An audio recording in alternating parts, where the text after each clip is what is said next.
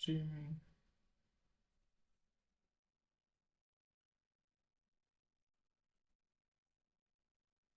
Can you hear me now?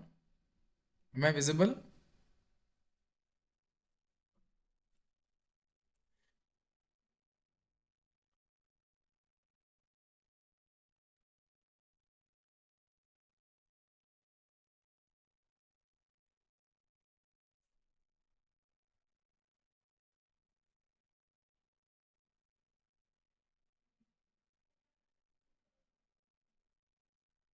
Okay, okay. Thank you so much. Okay, ultimately we are done. My voice is clear, right? Good afternoon, everyone. Sakshi, good afternoon. Ashwini, yes. Some other persons are also entering our live stream. अच्छा, ठीक है. So, good afternoon, everyone. So, how was your afternoon and how was your Sunday? Is everything going well? Thank you. Audio visual is all okay? Okay, then I need to go back to my OBS studio. Good. So, yes, today afternoon I have understood one thing. You should also have knowledge over how to use different social media softwares. I guess I should have taken your suggestions before I start this YouTube live that how to start it. है ना?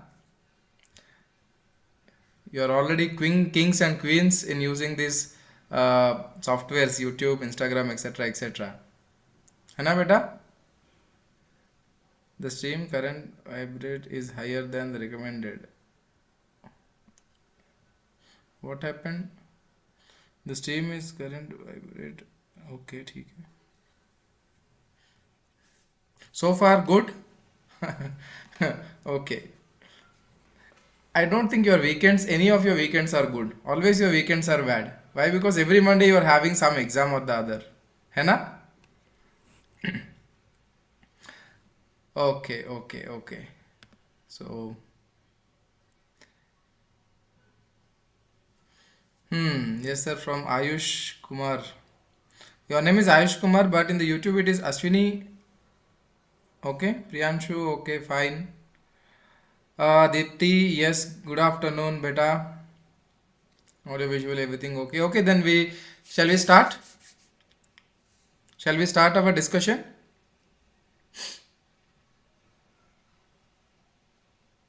Yes or no? Yes, we'll start. So Abhinav has said yes, sir. We'll start. Okay, Vishwanath Jaiswal. Okay. We have seen many students who are already there. Yes, so since we are live right now, so you can ask your friends to join. So we'll be starting shortly within a minute.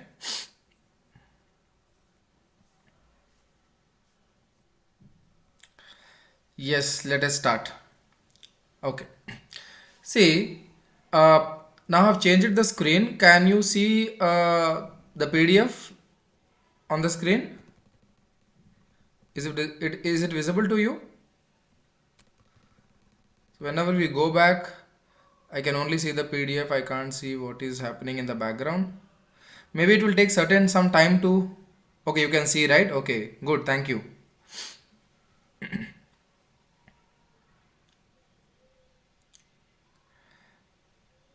Okay, thank you.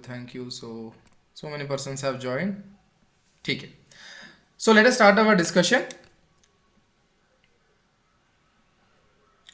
See, first point we are going to discuss is about, see, this is a revision video. Let me make very clear that it is only a revision video, and if in the revision video it is not possible to cover in a detailed manner. I know that I think that all of you would understand this.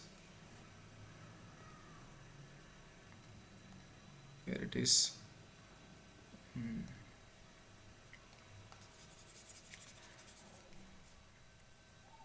So it's only a revision video. So in the revision video only we have a summary of this, and once I complete explaining certain topic, I'll go back to the streaming and I'll see what doubts you were asking. Right. So coming to tomorrow's exam, I don't think that some tough questions will be asked. Well, because here we are not testing you about your final competence. Here the primary testing is done for only to see whether you can cope up with the finance, or you are not eligible to crack the finance part, since your people have opted for finance specialization. Good. So I think that the MCQs, I guess already what we say past exam or a model paper has been given to you. I would request everyone to go through the model question paper and try to solve it. The questions are very simple. I was seeing some of the questions yesterday. Why? Because some of your friends were coming and asking me doubts in the model question paper. I felt very easy questions, very easy questions. There is no difficult questions at all. There is no big questions, there are no big calculations. I felt it as very easy. So I think that definitely you can also go through it. I mean, you can easily pass that finance specialization. Yes, so try to solve it, as much as possible. But see, in that question papers I have found one key point which will be very much useful to you. The key point is they have stressed only on basics. They have stressed only in basics. Okay, so only basics. So I would request everyone that if you know the basics of each and every chapter, you are done with it. You are done with it. Right. So let us continue with our discussion. So first topic that we are going to touch is our time value of money. Introduction to financial management, and as a part of which we will discuss time value of money. Listen carefully. See, management of finance is nothing but optimum utilization of the funds that is there inside the business in order to achieve the common objective. The common objective is what? Shareholder wealth, increasing the shareholder wealth. So this financial management subject entirely talks about what? How you can maximize the wealth of the shareholders. See, these are the key points. The key points I will be repeating again and again. So try to also repeat along with me so that you can recollect it. Right. So what is financial management? Financial management is about efficient planning, organizing and directing and controlling the financial activities. So in simple language, we can say that optimum utilization of the funds inside the business so that the ultimate aim can be achieved. What is the ultimate aim? It is nothing but increasing the wealth of the shareholders. Right. So we are done with this first point. Next. So what is the importance of financial management? Why we should discuss this financial management? See, whenever these financial management concepts are known to you, you will be very clear in how to use these funds in an adequate manner. As I told you in the classroom that some of the funds may be invested in fixed assets, some of the funds that you get as a capital may be invested in your current assets, means fixed assets and working capital. So both should be managed properly. Right. So fixed assets are called as what? Long-term investments, and the working capital investment is called as short-term investment in your business only. Right. In the recent chapters of working capital, I said that only fixed assets, if you purchase and install inside your company, you are not going to make good money out of it. Why? Because machines alone will not give you the profits. So day-to-day activities should be conducted like purchasing of the raw material, payment of salaries, maintenance of the machines, electricity bill, rent, right? So this investment that you made in the day-to-day activities is called as working capital. Next. So once you know the financial management, you will make optimum utilization of the resources, which means you will not use too much nor you will use very less. Whenever what is required you will use, which is called as optimum utilization of the resources. Next, it enhances profitability. So obviously profits will increase only whenever you manage your finances properly, and then it reduces the financial risk.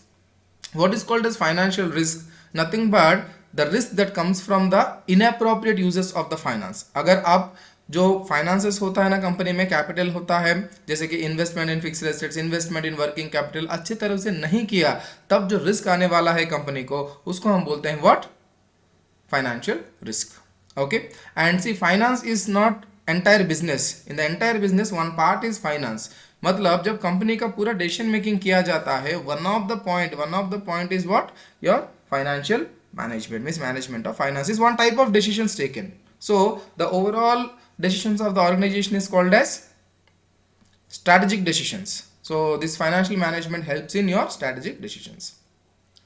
And then comes the key functions that is involved in the financial management, right? Key functions means what is actually done in the process of financial management, what type of decisions are taken. So first one is investment decisions. I already told you in the class that investment decisions are nothing but whether to make a whether to invest or whether not to invest in a particular asset, right?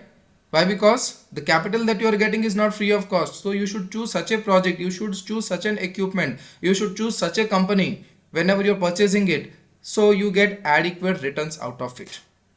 Okay, so investment decisions and then financing decisions. What is called as financing decisions?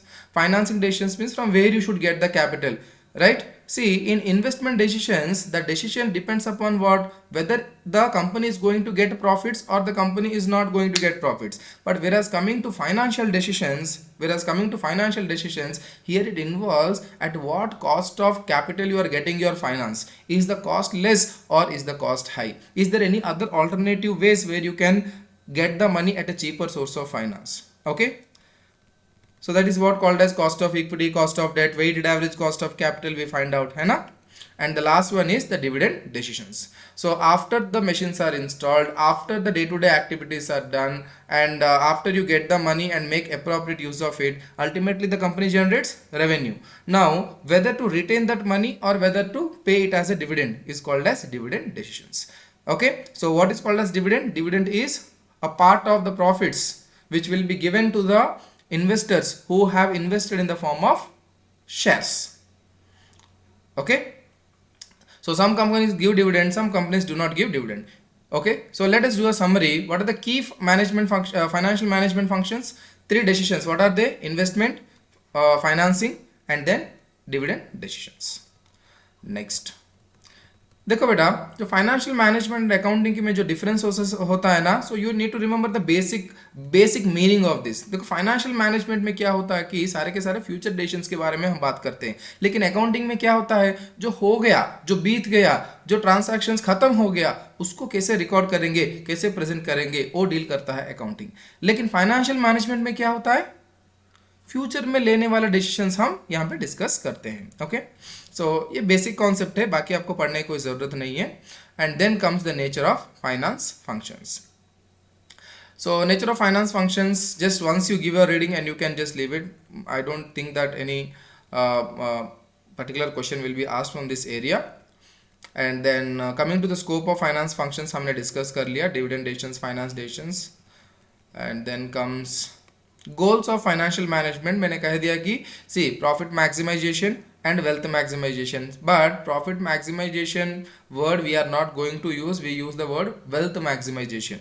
Okay, profit maximization होने से भी wealth maximization होगा, no doubt in that, लेकिन sustainability नहीं आएगा, क्योंकि if profit maximization will be the alone objective of the company, then they only see for the short term profits but they don't look the company in the future. इसलिए profit maximisation होना चाहिए, no doubt in that, लेकिन वो primary objective नहीं होना चाहिए. Primary objective क्या होना चाहिए बेटा? वेल्थ मैक्सिमाइजेशन होना चाहिए. Okay okay good. Next, yes, I have come back to the chat box. Slow mode on, we cannot comment before 22 seconds. Okay, thank you for reminding it to me. I will try how to remove it.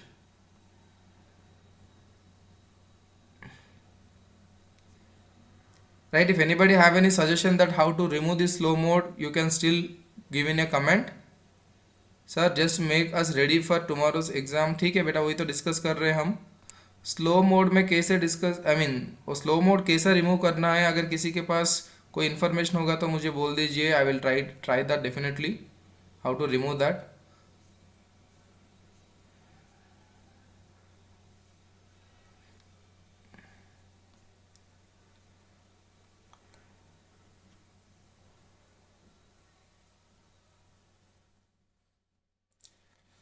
Control panel, then go to chat box. ठीक है, chat box में मैं अभी हूँ.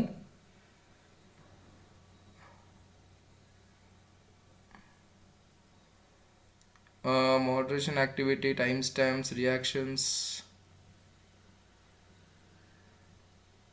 Pop out chart. यहाँ पे कोई options नहीं है बेटा.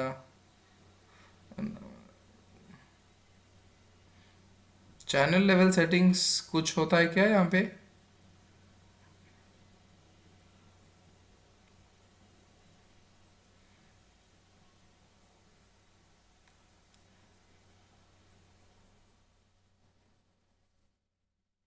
Recommended to.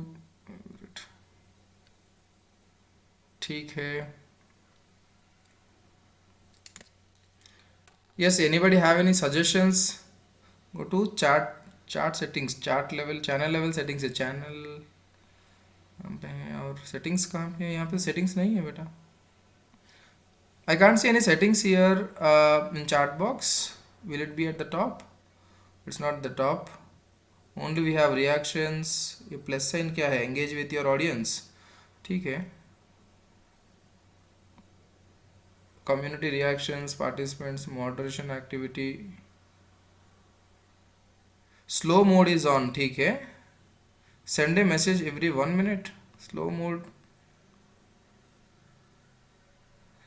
No, okay, I got your picture, but how to remove it? Uh, you can do it from the live stream settings. अच्छा ठीक है. Live stream settings. ठीक है. I'll try that. Audio output stream. Appearance general. Default theme.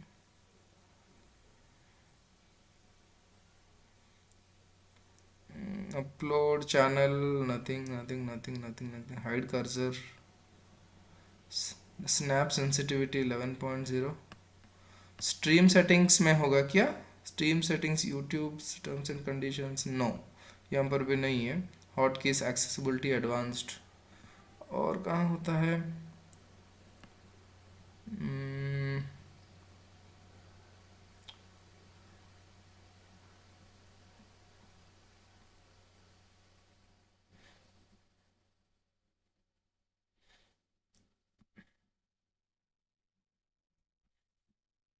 transitions. I'm trying it. I'm checking it whether is there any possibility that I can change the settings. Stream settings, should I change in the YouTube or directly in the OBS software? Message under delay. Turn off that slow chat mode. Yes, I want to turn off, but where can I find it out? Sir, let it be. Okay, then we'll continue. We'll continue with our discussion. And yeah, but anyway, after 1 minute also you can text it, right? So no problem. You just put your text and you just leave it. So whenever it comes to me, I'll check it. Okay. Okay. So let us continue. Live control room edit. Okay.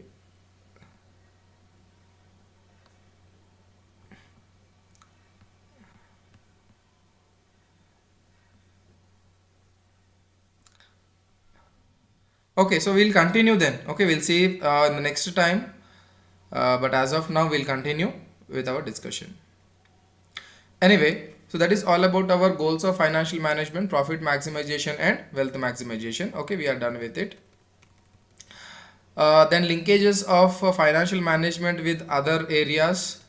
We are not revising it, or we'll do one thing. We'll have a quick revision. See, operations management and finance, how they are related. So operations management always talks about how to control the activities, how to increase the efficiency, right? So ultimately it is like coming, ultimately it is resulting into using the optimum utilization of the financial resources only. Like finance collaborations with operations to decide whether investing in automation machinery will reduce the long-term labor cost or not. Finance and marketing. Even to do the marketing, we require finance, right? Money is required. Without money, we can't do anything. So whatever the strategies that the marketing persons will come up with, so the finance will not be given. The finance manager will see the feasibility of it, right? Why? Because finance is marketing is not free of cost. And again, finance and HRM. So you know that human resource management is the process by which we try to control the workforce in our company. So in order to control them, different amount of cost for different level of management is required. So allocation of funds again should be done for appropriate HR management. So which means all the functions inside the company are related to each other. Okay. Okay, next. So here we'll discuss about a small concept about the corporate versus the concept of firm. See, firm can be either a sole proprietor firm, a partnership firm, or any unregistered organization. But whereas coming to a corporate, there should be some registration, right? जैसे कि cooperative society, it is called as a corporate. It is a company, a corporate, है ना? LLP, a corporate. You can see a difference between the shareholders, right? So in case of corporate we have the concept of shareholders, but in case of here in case of firms we can only have the individual or the group ownership, whereas coming to the corporate there will be limited liability, but whereas coming to the firm there will be unlimited liability. So this is another area where you can just possibility of getting some marks.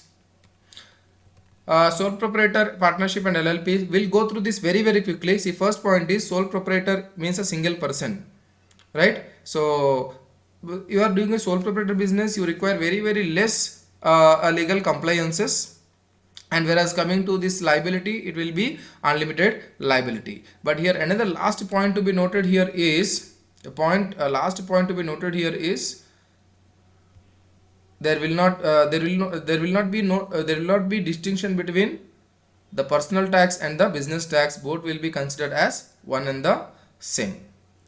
We'll see in this, can we insert so that we can directly underline and discuss everything. Insert, print out.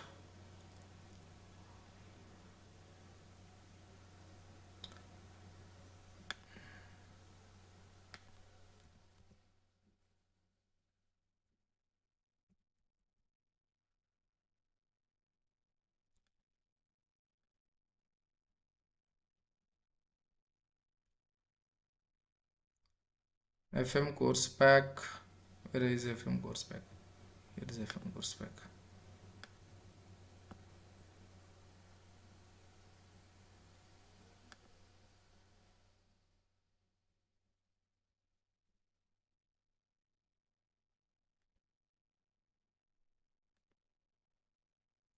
So I'm trying to insert it in the OneNote so that with underlines and with highlighters we can discuss it.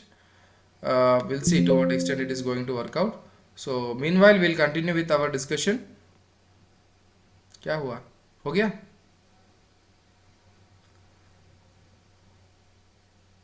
हो गया? अच्छा, very good. सो हो गया, insert भी हो गया हमारा file.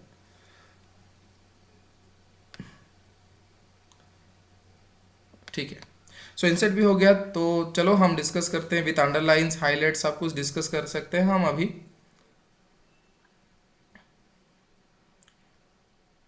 ठीक है, कहाँ पर आए हमने? या कॉर्पोरेट वर्सेस फर्म हम डिस्कस कर रहे थे. I just want a message from you that whether can you see the one note आपका इंटरफेस से दिख रहा है या नहीं दिख रहा है. एक बस एक मैसेज भेज दो यूट्यूब में, I can understand it.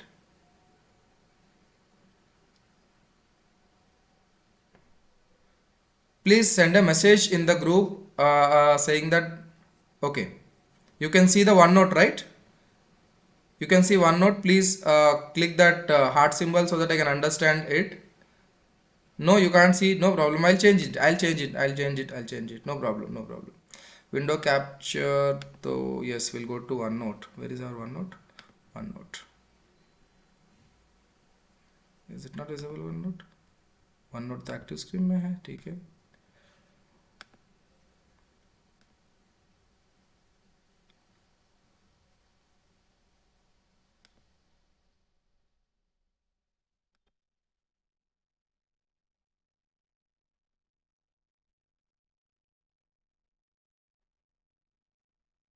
Window capture तो है ना. विंडो कैप्चर, दो विंडो कैप्चर है हमारे पास. ठीक है.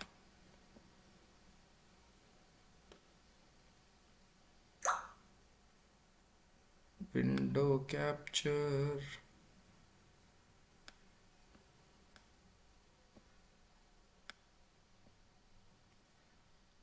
तो ठीक है, window capture. Okay, so OneNote is visible right now? No? अरे बेटा क्या हो गया फिर?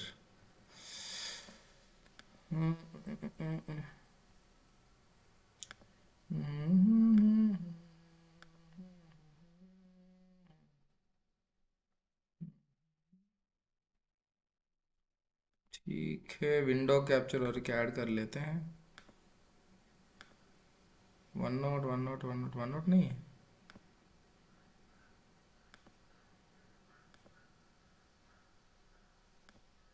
Cancel.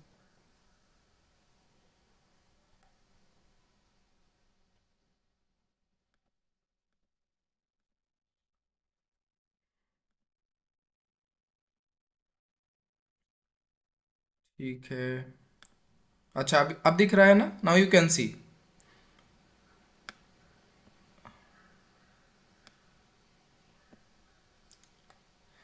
Yes, you can see now. OneNote, you can see on the screen.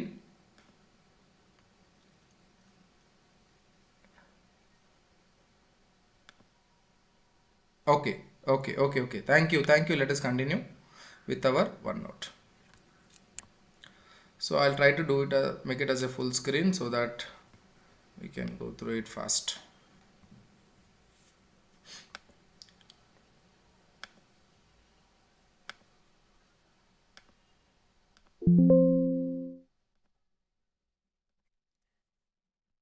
So corporate versus firm. So first point I have already told about sole proprietors. So single person, and then it is simplest form of business. No need to follow more laws and regulations. And then coming to the tax, there is no difference between the personal income and his business income.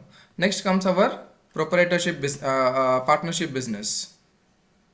Partnership business. In case of partnership business, there are two or more persons, and there should be a partnership deed, and then they are treated, the partnership and the partners are treated as different while coming to the tax. So it is taxed at generally 30 percentage, and coming to the liability there will be unlimited liability. And then comes the concept of LLP. So remember, LLP is formed as per the LLP Act. Partnership is not registered as per the, I mean formed as per the Partnership Act, but from LLP is formed as a separate legal entity as per the Partnership Limited Liability Partnership Act 2008. So minimum two or more persons should be there, and they are also taxed separately. There is a separate legal entity here. So partners are treated as different and the business is treated as different. Coming to the liability, there will be a limited liability. As I told you in the class that only designated partners will be having unlimited liability. Next, coming to cooperative society. So cooperative society members come together for a common aim. That aim is nothing but giving the benefit to the members. So it can be formed very easily, but whereas coming to the liability, there will be a limited liability. Next, coming to the company form of business, the company is formed as per the Companies Act. It is owned by the shareholders and it is a different person, and there are two requirements. The first one is AOA MOA should be drafted and then approved by the ROC, and then ROC is going to register the companies. But the company is managed by managers. Okay, owners are shareholders, but managers are different. Then coming to a private limited company versus public limited company, you need to remember these 2 points and these 2 points as well. Minimum number of members in case of private limited company is 2 and maximum is 200, but whereas coming to a public company, minimum is 7 and maximum is no restriction. Unlimited persons can be there. Okay. Next, corporate life cycle. You need not I mean, can just give one reading and you can leave it. You need not concentrate on this. Next, wealth maximization. देखो ये तो मैंने कह दिया था कि but still I will summarize this wealth maximization and profit maximization. Sorry, shareholders wealth maximization and stakeholders wealth maximization. See, remember the difference between shareholder and stakeholder. Shareholder means that person who is holding the shares, the owner of the company. Stakeholders means any person who is interested inside the company. So shareholders को भी satisfy करना पड़ता है, stakeholders को भी satisfy करना पड़ता है, right? Shareholders जैसे कि I mean shareholders are shareholders only. Whereas coming to stakeholders, they may be employees, they may be customers, there may be suppliers, there may be government, or it may be competitors, or any other party who is interested inside the business are called as stakeholders, right? उनका भी satisfy करना पड़ता है क्योंकि they are also interested inside the company. जैसे कि customers को आप correct product नहीं deliver करते हो तो वो नाराज हो जाएंगे and आपका business के ऊपर effect दिखेगा, है ना? So that is your this stakeholders and shareholders management. Now next, coming to this agency problem, listen carefully. In company form of business, there will be owners and there will be managers. Owners will not participate in the day-to-day business activities, correct? Owners will not participate in the day-to-day business activity. Managers will perform the activities and they will report to the owners. So the owners and the managers relationship is like agency relationship, right? I told you fiduciary relationship, you remembered fiduciary relationship करके मैंने कहा था starting of our classes में. So managers और जो owners होते हैं ना, fiduciary relationship होता है, इसलिए agency relationship होता है. Okay, so जो owners होता है ना वो principal माना जाएगा and जो what we say managers are regarded as their agents. Okay, now here what is the problem? What is called as the agency problem is, see, the first point is there may not be the exact decision making, means the agreement between the owners and the managers. They may think differently and the owners may think differently. Okay, that is called as the nature of conflict. The conflict arises because of what? Asymmetric information. As I told you, managers may be having a different information than the owners, so there will be a conflict. And not only that, differing objectives. Shareholders may think about the overall company development, but managers may think about personal development, है ना? Next. Now, due to this agency problem, what are the outcomes? क्या होता है company में? देखो बेटा, excessive compensations देना पड़ता है. Okay? So जैसे कि salaries increase करना पड़ता है अगर किसी मैनेजर को आप retain करना चाहते हैं. Okay? Similarly, आपका जो risk preferences है ना, वो भी change हो जाता है. ओके, रिस्क प्रेफरेंसेस जो होता है वो भी चेंज हो जाता है. वाई? बिकॉज सी जो मैनेजर्स होते हैं ना, they generally try to avoid the risk. Okay, but some managers they take the risk in order to get high rewards. But many of the managers will be in intention that I should take less risk, I should get more benefit. Okay, and not only that, insufficiency efforts. Next, impact of this is nothing but declining of shareholders' wealth, inefficiency in the organization, and loss of the stakeholders trust. So these are called as what?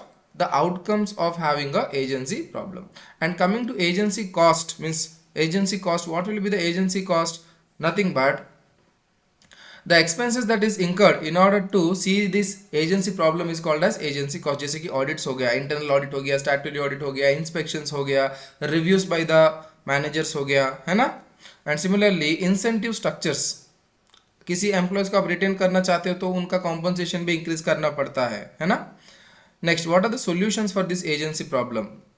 So one is performance based compensation and have good corporate governance and have good market mechanisms and have a transparency and disclosure system inside the company so that nobody hides anything. Okay, so बस आपको ये meanings याद रखना पड़ेगा. आपको ये पूरा paragraph याद करने के लिए कोई रिक्वायरमेंट नहीं है, बस आपको इतना याद रखना पड़ेगा कि ये कॉन्सेप्ट याद रखना है. Then will go with time value of money. Same time value of money. Once again listen carefully from here. यहाँ से आपको क्वेश्चंस भी आ सकता है, थ्योरी भी आ सकता है, कुछ भी आ सकता है. See, time value of money में क्या होता है कि today's money is not equal to tomorrow's money. Right? So today's money is much more costlier, or we can say much more valuable than tomorrow's money. Now why there is a difference between today's money and tomorrow's money? Why? Because there may be the change in the, what we say, the risk. Right? There may be change in the risk. Why? Because today whatever I'm having is the real money, but tomorrow whatever I'm going to get is a estimated money. Tomorrow I may get exactly that money or I may not get. Point number one, that is called as risk. You are taking a risk. The second point is changing the purchase patterns. Today whatever the money can buy, the same money may not be in a position to buy the same product, same quantity, same quality after some days. In that case, I say that today's money is more valuable than the tomorrow's money. Have you all understood this? And third one is opportunity cost. See, without getting today, if I get tomorrow, I am losing something. Had I got the money today, I would have invested somewhere and I would have got some money. है ना? So consumption patterns, the risk involved and the opportunity cost. Due to these three factors, what happens? Today's money is not equal to tomorrow's money. Have you all understood this point? Next, next discussion is, so now beta, listen carefully. You need to remember this. You need to remember this at any cost. Okay. Now listen. We in financial management we try to convert the present value into future value or future value into present value. Present value into future value or future value into present value. Okay. Now why we do that? See, whenever in a financial management you are making a decision, you need to bring different types of cash flows into a single stream. Right? If there is only one cash flow, then it is fine, it is in one time frame. Let us say I invested today 10,000, after 1 year I will get something. So there is only one stream of cash flows here. But whenever there are multiple streams in different years, different periods, I am getting different cash flows. In that case, I should be very careful to convert all these cash flows into a single stream of cash flows and then do the comparison. Okay, that is the reason why.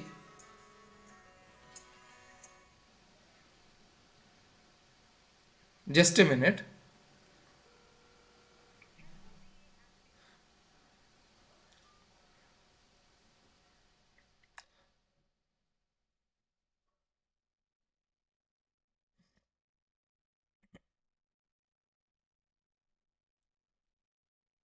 Okay, so let us continue. Once I'll go to YouTube and I will check, have you mentioned any specific comments? Okay, you are following, right? Yes sir, visible now. Okay, thank you.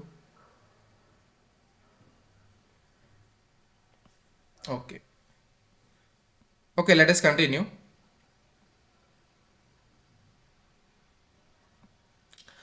बेटा सुनो, यहाँ से हम पूरा core concept में हम जा रहे हैं जो नेक्स्ट 1 आवर होता है ना. So try to listen very carefully. just 1 minute.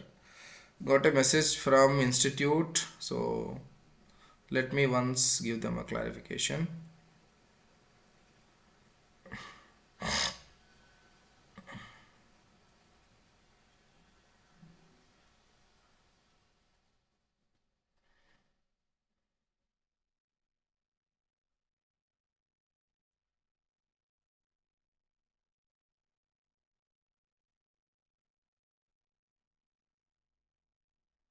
Just a minute.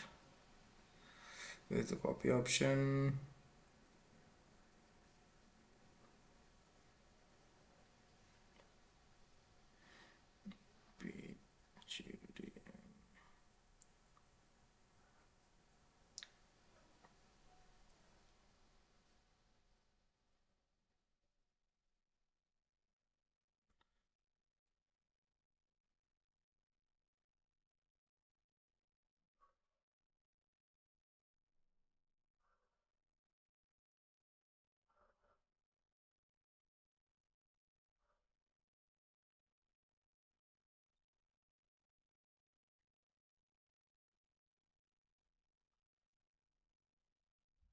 Yes. So let us continue. Okay. So I said that in time value of, why we use time value of money means try to convert the different stream of cash flows into a single stream of cash flow. Okay. Yeah. So now listen, there is a two concept called as compounding and discounting. Right? What is called as compounding and discounting? Compounding is a process of multiplying the money or increasing the money in the to the future. Which means if today something is there, we try to multiply that money and after some years we get some extra money. Now the difference of this amount will be something higher than the current value. Now how that amount has been developed through the concept of compounding. Right? Discounting means bringing the future money into the present value is called as discounting. So we have less money in our hand when we see the future value. For example, say after 5 years you get 100 rupees. Today the value will be less than 100 rupees. It may be some 95 or 98 rupees. Have you all understood this? Now this is called as compounding. So what is called as compounding and discounting? The process of increasing the cash flows, value of the cash flows to the future, or taking a present value to the future value is called as compounding. Discounting means the process of bringing the future value to the current value is called as discounting. Right? Have you all understood this point? Okay. See, in order to do compounding and discounting, we use what? Compounding factors and discounting factors. We use what? Compounding factors and discounting factors. So, how to find out a present value? Present value is equal to future value into 1 by 1 plus r power n. So, this 1 plus 1 power r power n is called as discounting factor. Okay, this is called as discounting factor. So if the future value multiply with the discounting factor, you get the present value. Now in order to find out the future value, we take the present value and multiply with 1 plus 1 power r power n. So this is present value and this is called as compounding factor. Compounding, it is called as compounding factor. So this is the concept of present value and future value if there is only a single cash flow. Now if there is multiple cash flows, if there are multiple cash flows, which means year 1, year 2, year 3, year 4, there are some cash flows. In that case, we need to find out the present value by multiplying the cash flows with the discounting factor of year number 1, cash flows with the discounting factor of year number 2, cash flows discounting factor of year number 3, cash flows into discounting factor of year number 4, and so on, and then we add it, then we get the total of present value of cash inflows. Now see, if it is future value, we need to multiply this with what? Compounding factor. You multiply the cash flows with compounding factor for year number 1, compounding factor year number 2, compounding factor for year number 3, compounding factor for year number 4, and then you take a total. Here you get future value of cash flows. Okay, here you get present value of cash flows, and here you get future value of cash flows. Are you able to understand this? This is the concept of single cash flows and multiple cash flows. This is the concept of what? Single cash flows and multiple cash flows. So present value is equal to future value into 1 plus r power n. Next, future value is equal to present value into 1 plus r power n. Okay, compounding factor and discounting factor. So are you all clear about it? Right, so we are done with this, and then comes the concept of annuity. See, in case of multiple cash flows, see, this comes only in case of what? Multiple cash flows. Only in case of multiple cash flows. Only in case of multiple cash flows. If there is single cash flow, we don't have concept of annuity. If there are multiple cash flows, only then we have the concept of annuity. Are you all clear about this? Okay, see, what is called as annuity? Whenever you are getting the cash flows, or whenever you are paying the cash flows. See, cash flows means it may be inflow or it may be outflow. Anything can happen. So in case of this inflows and outflows, if the amount is constant, then we call it as annuity. So to find out the present value of annuity, present value of annuity, we take the annuity or the cash flows into 1 minus 1 by 1 plus r power n. I'm sorry. Cash flows into 1 minus 1 plus r power minus n divided by r. Right? I told you this one, right? Present value of annuity. Similarly, you can also find out the future value of annuity. Future value of annuity is equal to cash flows into 1 plus r power n minus 1 divided by r. Okay, see, listen carefully. This part is called as, this part alone is called as what? Present value annuity factor. This is called as future value annuity factor. Okay, this is the concept of annuity. Then comes perpetual cash flows. Perpetual cash flows means if there is some cash inflows or there is some cash outflows and it is happening for an indefinite period of time. Indefinite period of time means here the end time is not known, is called as indefinite period of time. In that case, we can only find out what? Present value of annuity, future value of present value of perpetual cash flows, future value of perpetual cash flows we cannot find out. Why? Because we don't know what is the end period. So the present value of annuity is equal to the cash flows divided by r. Okay, cash flows means the cash flows R is nothing but the discount rate. Similarly, these perpetual cash flows, every year it is increasing with a constant growth rate. Okay, for example, say every year you are paying a rent of 1 lakh, but every year it will increase by 10 percentage. Then it is called as annuity, and it is called as annuity with constant growth rate. It is called as what? Annuity with constant growth rate. In that case, it is cash flows by R minus G. Right? Cash flows means cash flows, R means the interest rate or the discount rate, and G is the what? Growth rate. This much only there about what? Time value of money. So if you could remember this, you can do all the questions. So present value, future value, present value of annuity, future value of annuity, and perpetual cash flows, and perpetual cash flows with constant growth rate. 6 formulas you need to remember. Okay, this is first one, this is second one, this is third one, this is fourth one, this is fifth one, this is sixth one. If you could remember this much, time value of money is completed. Right? Have you all understood this point? This is all about the concept of time value of money. This is all about the concept of time value of money. Next, we shall go with our cost of capital. Before I proceed with cost of capital, I would like to check the doubts if anybody have posted any questions. Questions, I did not get any questions so far. Okay, Abhinav. Okay, yes sir. Lakshya, yes sir. Sakshi, yes sir. Sirish Dubey, yes sir. Raghunandan Gupta, लक्ष्य उपाध्याय, ठीक है ठीक है. Who is the Sinner Gaming? Is he our PIBM student or somebody else? ठीक है. By this time you have understood that.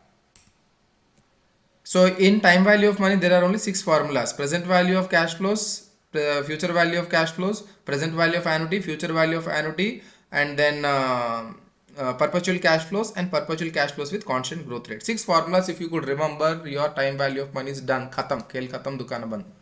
Okay, and also see, try to understand what is happening in those formulas. Sometimes they may give a theoretical question saying that if interest rate increases, what happens to present value, what happens to future value. But remember, always there is an inverse relationship between what? Interest rate or discount rate and present value. Okay, क्योंकि देखो present value जो है ना वो ऐसा आता है ना बेटा, future value, sorry, what happened? It is not writing. Okay, ठीक है. See, present value में क्या होता है कि present value is equal to future value into 1 by 1 plus r power n ना, मतलब डिनोमिनेटर में है r, मतलब r जितना बढ़ता जाएगा present value उतना कम होता जाएगा. Okay, so present value and discount rate are always inversely relationship. Present value will increase when discount rate will decrease, and present value will increase when discount rate is decreasing. Okay, remember that. But this reverse will happen in case of future value. Future value is directly proportional to discount rate. Right? Discount rate increase होगा, future value increase होगा, discount rate decrease होगा, future value decrease होगा. इतना आपको याद रखना ही पड़ेगा बेटा, no doubt in that. ये तो logical understanding है ना, आपको याद रखना ही पड़ेगा. Okay? I hope that all of you are following and all of you are understanding about this. This is the summary. This is the maximum type of MCQs that can be asked in the exam. Okay. Yes, no doubt. Annuity 2 types का होता है, एक annuity due होता है, एक annuity immediate होता है. See, here we only consider the annuity. What is effective rate? See, effective rate is nothing but how many times it is, means your cash flows are going to get completed. See, I'll answer one by one. First question is, sir, there are 2 types of annuities. Yes, there is annuity immediate and annuity regular annuity. Okay, regular annuity and annuity immediate. So annuity जो regular annuity होता है ना बेटा, वो दिया जाएगा क्योंकि they don't want to test you at the highest level. Okay, by giving such type of questions. I don't think that anything will be asked related to this annuity due or annuity immediate. Okay, so annuity due or regular annuity immediate and regular annuity में एक ही difference होता है.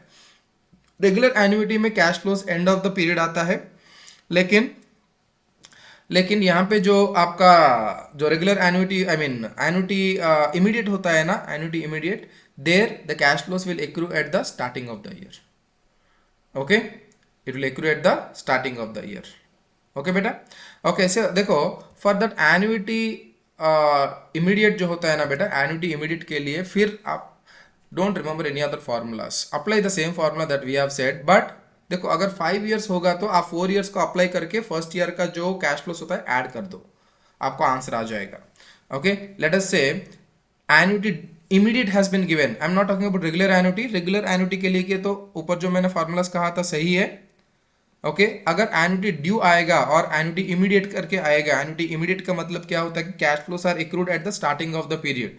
Okay let us say 5 years होता है, year 1, year 2, year 3, year 4 and year 5. देखो immediate annuity में क्या होता है कि cash flows accrued at the starting of the year, मतलब year 0 end will be considered as year 1 starting, year 1 and will be considered as sorry year 2 and will be considered as year 3 starting, year 1 and will be considered as year 2 starting and so on. इसका मतलब ये होता है कि बेटा देखो जो पहले कैश फ्लो होता है ना वो आज होता है, टुडे होता है, मतलब today's value is equal to today's value, it will not change. Okay let us say it is 1000. Okay so in order to apply the formula 1000 plus बाकी जो प्रेजेंट वैल्यू ऑफ एन्युटी होता है ना वो 4 years के लिए apply कर दो, आ जाएगा आंसर आपको. फिर एक फॉर्मूला रिमेंबर करने के लिए कोई जरूरत नहीं है, just apply the present value of annuity for 4 years and जो पहला कैश फ्लो होता है ना वो ऐड कर दो, आंसर हो जाएगा आपका. Have you understood this point?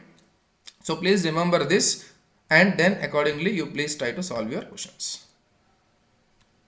ठीक है, will continue with our next concept cost. अच्छा और एक क्वेश्चन भी है sir, effective rate of interest होता क्या है? बेटा इफेक्टिव रेट ऑफ इंटरेस्ट क्या होता है कि so it is 1 plus r power n minus 1. ये होता है आपका इफेक्टिव इंटरेस्ट रेट. मतलब your effective rate of interest entirely depends upon how many times it is compounding, कितने बार कॉम्पाउंड हो रहा है उसके ऊपर डिपेंड करता है. ओके अगर 9% मेरा इंटरेस्ट है, लेकिन अगर कॉम्पाउंडिंग ज्यादा होगा, लेट अस से पर ईयर 4 टाइम्स कॉम्पाउंडिंग होता है, इसका मतलब ये होता है कि मेरा इफेक्टिव इंटरेस्ट रेट 99% नहीं है, उससे ज्यादा है. क्योंकि 9% हिसाब से मुझे कितने कैश फ्लोस मिलने वाला है, अगर वो ज़्यादातर ज़्यादा कॉम्पाउंडिंग होगा तो मुझे 9% से ज़्यादा, आई मीन 9% जो सिंपल इंटरेस्ट होता है ना उससे ज़्यादा मिलने वाला है. इसका मतलब ये होता है कि the interest rate is not 9%, it is something more than that. इसको हम बोलते हैं इफेक्टिव इंटरेस्ट रेट बोलते हैं. उसको फाइंड आउट करने के लिए 1 plus r power n minus 1 करते हैं, राइट. यह आर जो होता है ना बेटा वो number of days, number of months, number of periods के हिसाब से हम लेते हैं. Okay, let us say not only here, everywhere in entire time value of money, if interest is let us say 15%, they said that it will be compounding annually, in that case we take 15.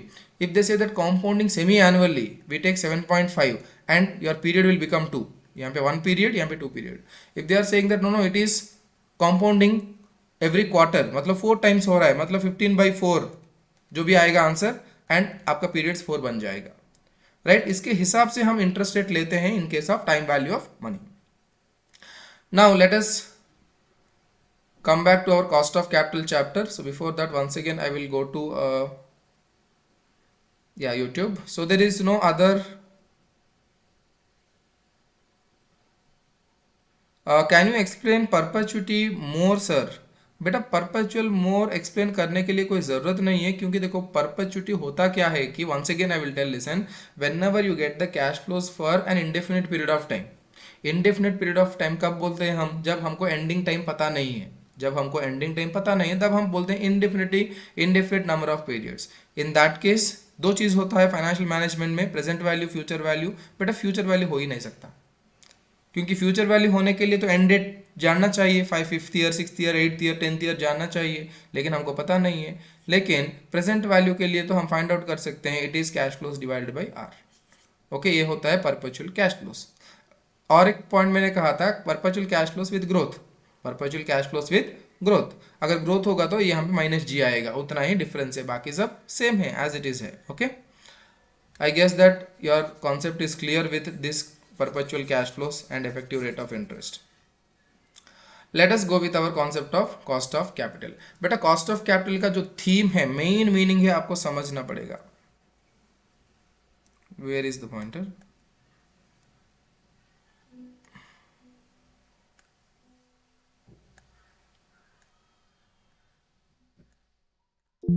So cost of capital का जो main theme है ना बेटा, cost of capital का जो main concept है, it is nothing but calculating the cost associated with different types of capital.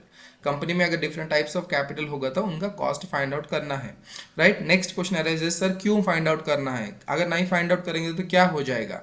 बेटा देखो, whenever you get the capital, I told that you invest in fixed assets and current assets ना, तो आपको ये जानना चाहिए कि उस एसेट से मुझे मिनिमम कितना मिलना चाहिए, राइट। कितना मिलना चाहिए आप सेटिस्फाई होंगे, वो किसके ऊपर डिपेंड करता है, it depends upon what, it depends upon what is your cost of capital। उतना तो रिकवर करना पड़ेगा तुम्हारा एसेट्स को, है ना बेटा। जो तुम्हारा एसेट्स है, it need to recover the capital जो आपने इन्वेस्टमेंट किया, है ना। आपको कितना परसेंटेज रिटर्न देना चाहिए, वो जानने के लिए पहले आपको कॉस्ट जानना चाहिए ना, मतलब कितने कॉस्ट में मैं कैपिटल लेके आया एंड वो मशीन और इक्विपमेंट या प्रोजेक्ट कितना रिटर्न जनरेट कर रहा है, क्या ये दोनों मैच हो रहा है या इससे ज़्यादा हो रहा है, कम हो रहा है, जानना चाहिए। इसलिए मैंने जो कैपिटल लेके आता हूँ बिजनेस में, उसका कितना कॉस्ट है ये भी मुझे जानने का चाहिए, मुझे जानना चाहिए। I should understand this. I hope that my Hindi is not bad. So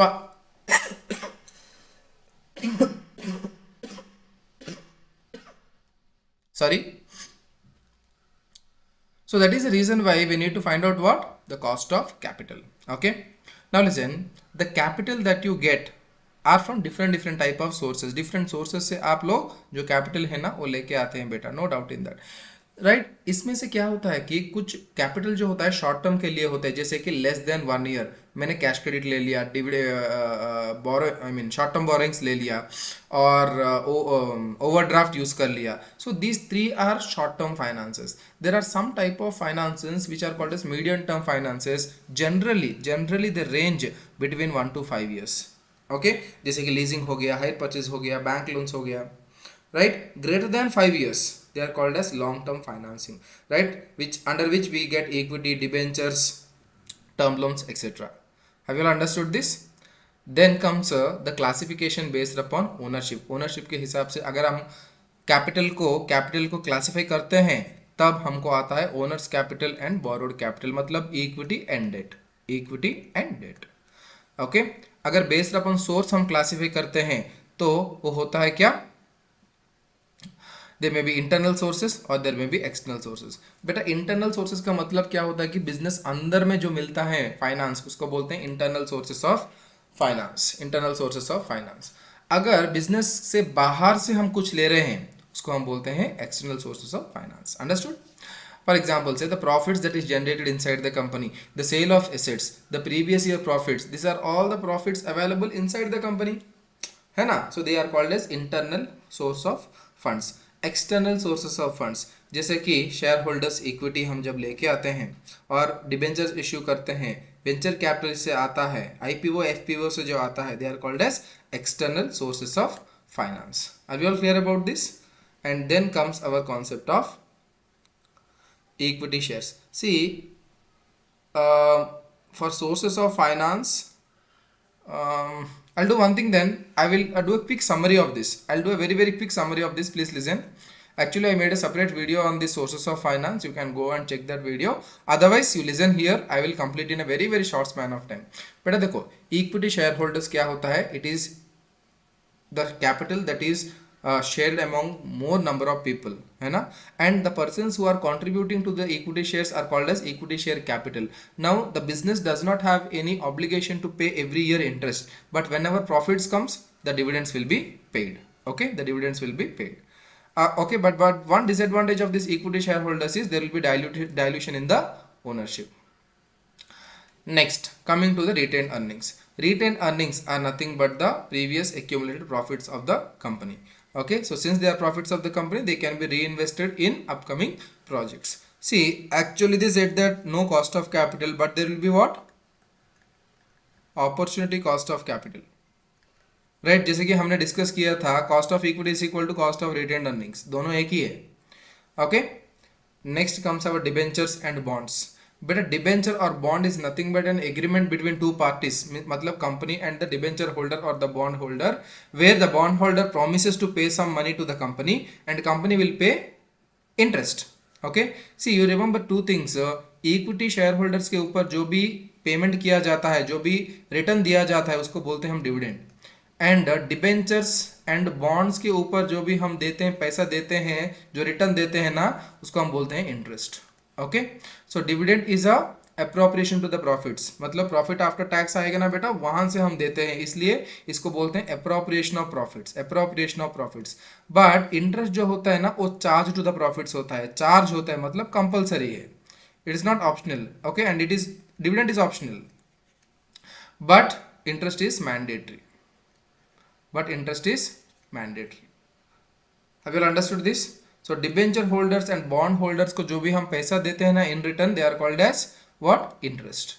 next, जो डिबेंचर्स होते हैं ना बेटा, वो सिक्योर्ड भी होते हैं, अनसिक्योर्ड भी होते हैं। देखो सिक्योर्ड डिबेंचर्स का मतलब क्या होता है, company issue debentures, public purchase it and company is also giving some security of the assets, which means कोई कारण में अगर कंपनी डिबेंचर्स रिपे नहीं कर पाएगा, तब जो डिबेंचर होल्डर्स होता है ना, they can take these assets. Okay, so debentures can be secured debentures or they can be unsecured debentures. मैंने और एक क्लासिफिकेशन भी क्लास में कहा था, क्या है?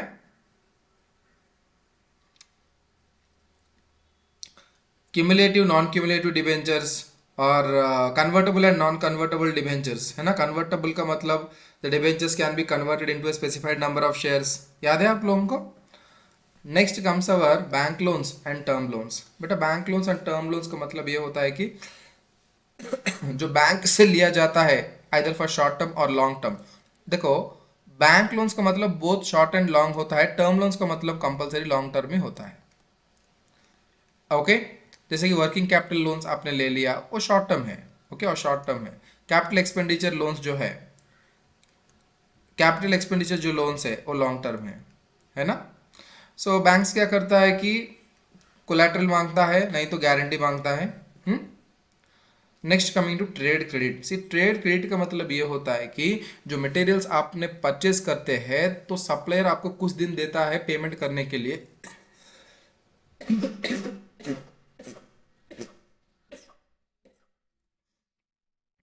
इसको हम बोलते हैं, इसको हम बोलते हैं trade credit. And next we are having commercial paper. Okay, commercial paper मैंने क्लास में समझाया था। So commercial paper are issued by the companies, right? Generally it is unsecured debt and these are given by those companies which are having high credit rating. Okay, जैसे आपने credit rating किया था जो project में, some companies, some of you have shown to me sir AA credit rating दिया है, AAA credit rating दिया है।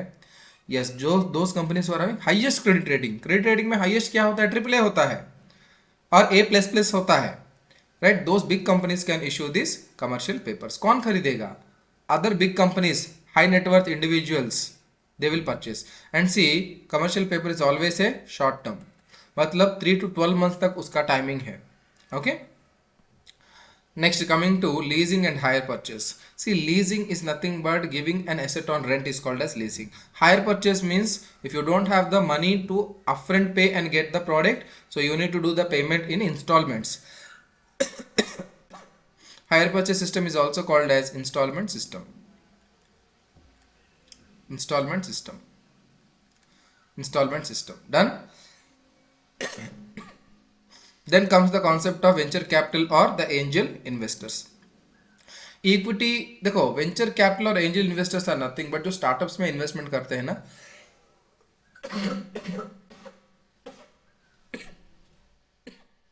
just a minute, I'll just come back after just 2 minutes. I'll have some water and come back.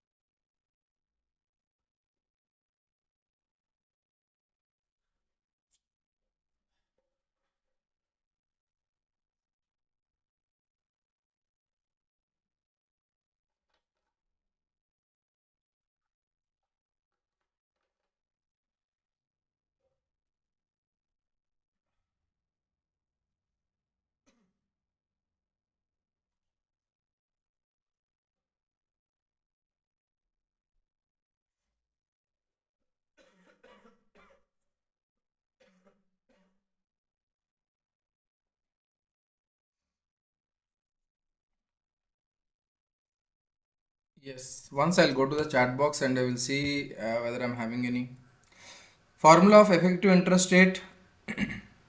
हाँ बेटा, 1/1 + r⁻n - 1 ही होता है.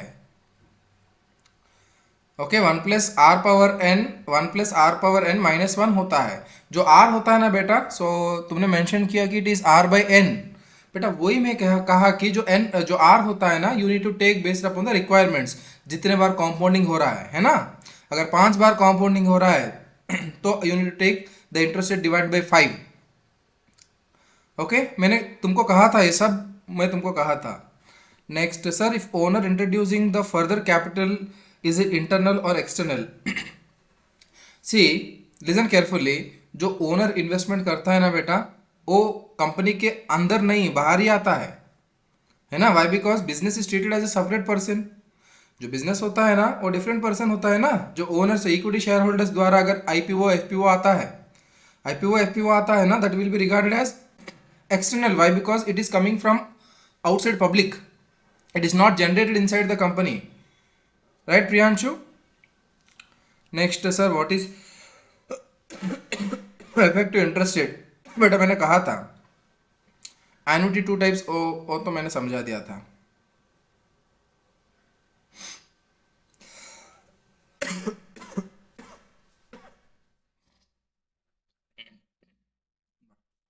Incorporated.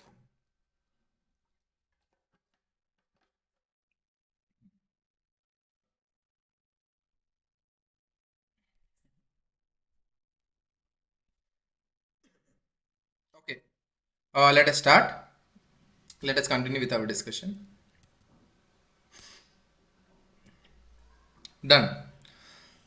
बेटा ये हो गया वेंचर कैपिटल. सो वेंचर कैपिटल क्या होता है कि एक स्टार्टअप जो होता है ना, उसमें इन्वेस्टमेंट करते हैं.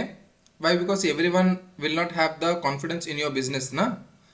इसलिए क्या होता है कि जो लोग रिस्क लेना चाहते हैं वो आकर आपका स्टार्टअप में इन्वेस्टमेंट करेंगे. उसको हम बोलते हैं वेंचर कैपिटल और angel investors. I guess that PGDM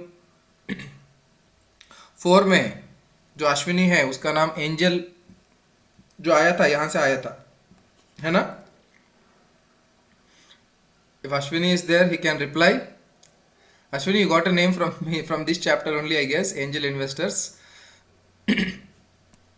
But next, crowd funding. देखो crowd funding क्या होता है कि so if you get the money from a large number of people where you approach, मतलब आपने कॉल किया, नहीं तो आप सोशल ऑनलाइन प्लेटफॉर्म्स में अपील किया, and they are coming and investing in your business. That is called as a crowdfunding.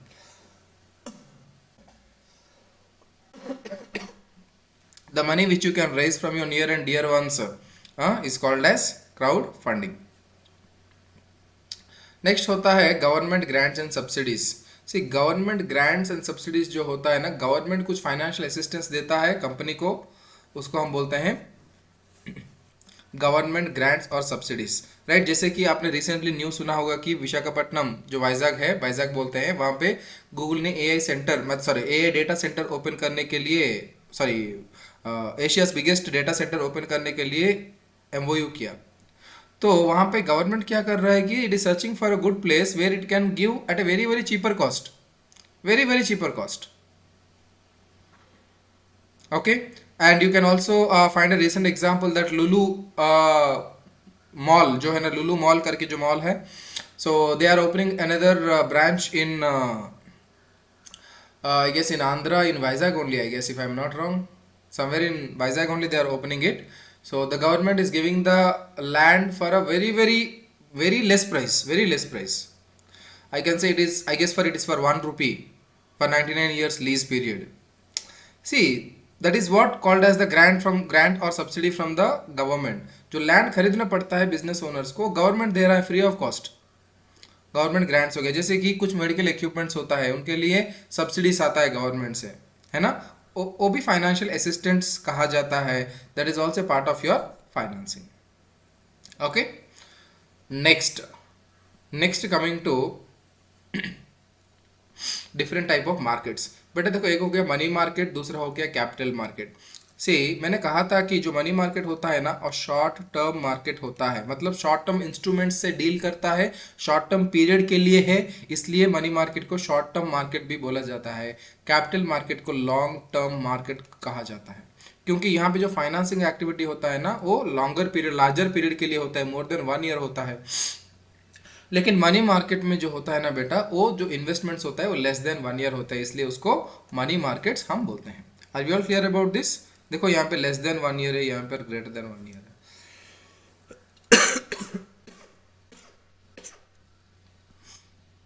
Next बेटा, primary market, secondary market सबको पता है। जब न्यू सिक्योरिटीज इश्यू किया जाता है ना for the first time, then it is called as a primary market. And एक बार प्राइमरी मार्केट में आने के बाद जो बाइंग एंड सेलिंग होगा उसको हम बोलते हैं सेकेंडरी मार्केट। जैसे कि यहाँ पे लिखा है, देखो फर्स्ट टाइम जब आईपीओ आता है, जब जोमेटो का फर्स्ट आईपीओ आया होगा, then it is called as a primary market. उसके बाद आजकल हम शेयर परचेज एंड सेल करते हैं ना, जोमेटो को शेयर्स खरीदते हैं और भेजते हैं, उसको हम बोलते हैं secondary market, right?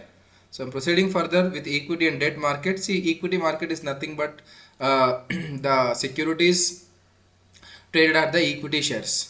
Okay, debt market क्या होता है कि the place where the debt securities are sold, exchanged, is called as the debt market. जैसे कि equity shares, preference shares equity market में गिना जाता है, bonds, debentures, government securities etc. other loans will be regarded as debt market. Done. Next होता है आपका derivative market. देखो डेरिवेटिव मार्केट का मीनिंग क्या है कि यहाँ पे जो इंस्ट्रूमेंट्स ट्रेड होता है ना, यहाँ पे जो इंस्ट्रूमेंट्स ट्रेड होता है वो डेरिवेटिव इंस्ट्रूमेंट्स है, right? What they are called as derivative instruments. Derivative instruments like futures, options, swaps. क्योंकि देखो futures, options themselves are not shares and debentures, but they derive the value from some underlying asset like shares, debentures and other assets. So इसके लिए जो instruments trade किया जाता है ना उसको हम बोलते हैं डेरिवेटिव इंस्ट्रूमेंट्स। इसको क्या बोलते हैं हम? डेरिवेटिव इंस्ट्रूमेंट्स करके हम बोलते हैं, राइट बेटा?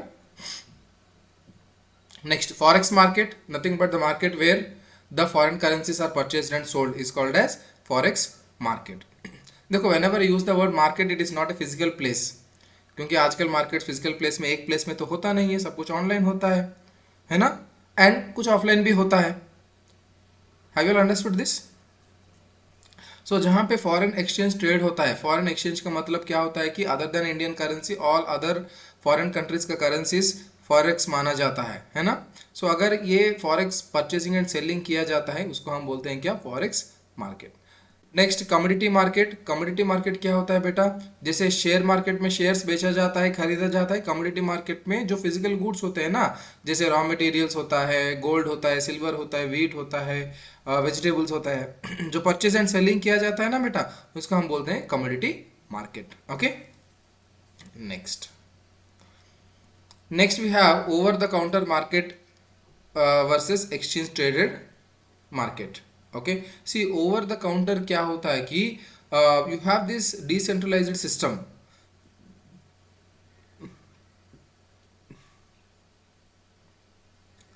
ओवर द काउंटर मार्केट क्या होता है कि डिसेंट्रलाइज्ड मार्केट होता है। डिसेंट्रलाइज्ड मार्केट का मतलब होता है it has number of branches, you can purchase anywhere, right? For example, if I want to purchase any dollars, so I need not go to Delhi, I can go here to Pune, and in Pune I can purchase the dollars from the authorized money dealer, forex dealers, right?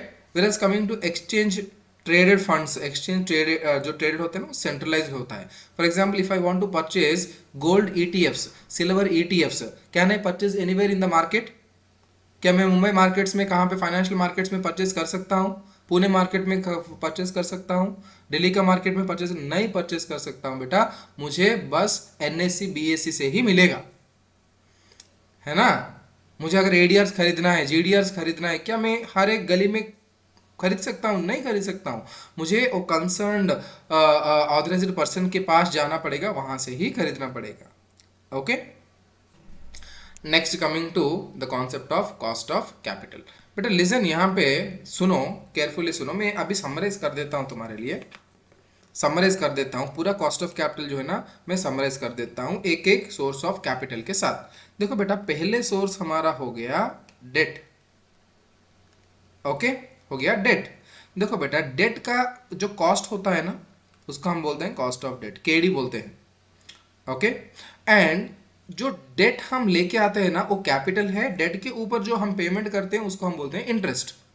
Okay, date के ऊपर जो हम payment करते हैं, company payment करता है ना, उसको हम क्या बोलते हैं, इंटरेस्ट कहते हैं। एंड जो सोर्स ऑफ कैपिटल होता है उसको हम बोलते हैं debt capital, loan capital. Okay, सुनो, any type of debt, any type of debt, और डिबेंचर भी हो सकता है, बॉन्ड भी हो सकता है, टर्म लोन भी हो सकता है, कुछ भी हो सकता है बेटा। कॉस्ट ऑफ डेट अगर आपको फाइंड आउट करना है तो आपके पास टू मेथड्स है। ओके, पहले मेथड क्या है, it is called as shortcut method, called as shortcut method. Okay, दूसरा क्या होता है बेटा, IRR मेथड होता है। शॉर्टकट मेथड, दूसरा क्या होता है, IRR मेथड होता है। देखो बेटा, IRR मेथड जो है ना, जो हमने डिस्कस किया था, ट्रायल एंड एरर बेसिस के ऊपर प्रिपेयर करना पड़ेगा आपको। Okay, where as coming to shortcut method, इसके लिए हमारे पास एक फॉर्मूला है। राइट, कौन सा फॉर्मूला है, can you repeat along with me, interest into 1 minus tax plus redemption value minus issue price divided by n whole divided by redemption value plus issue price divided by 2।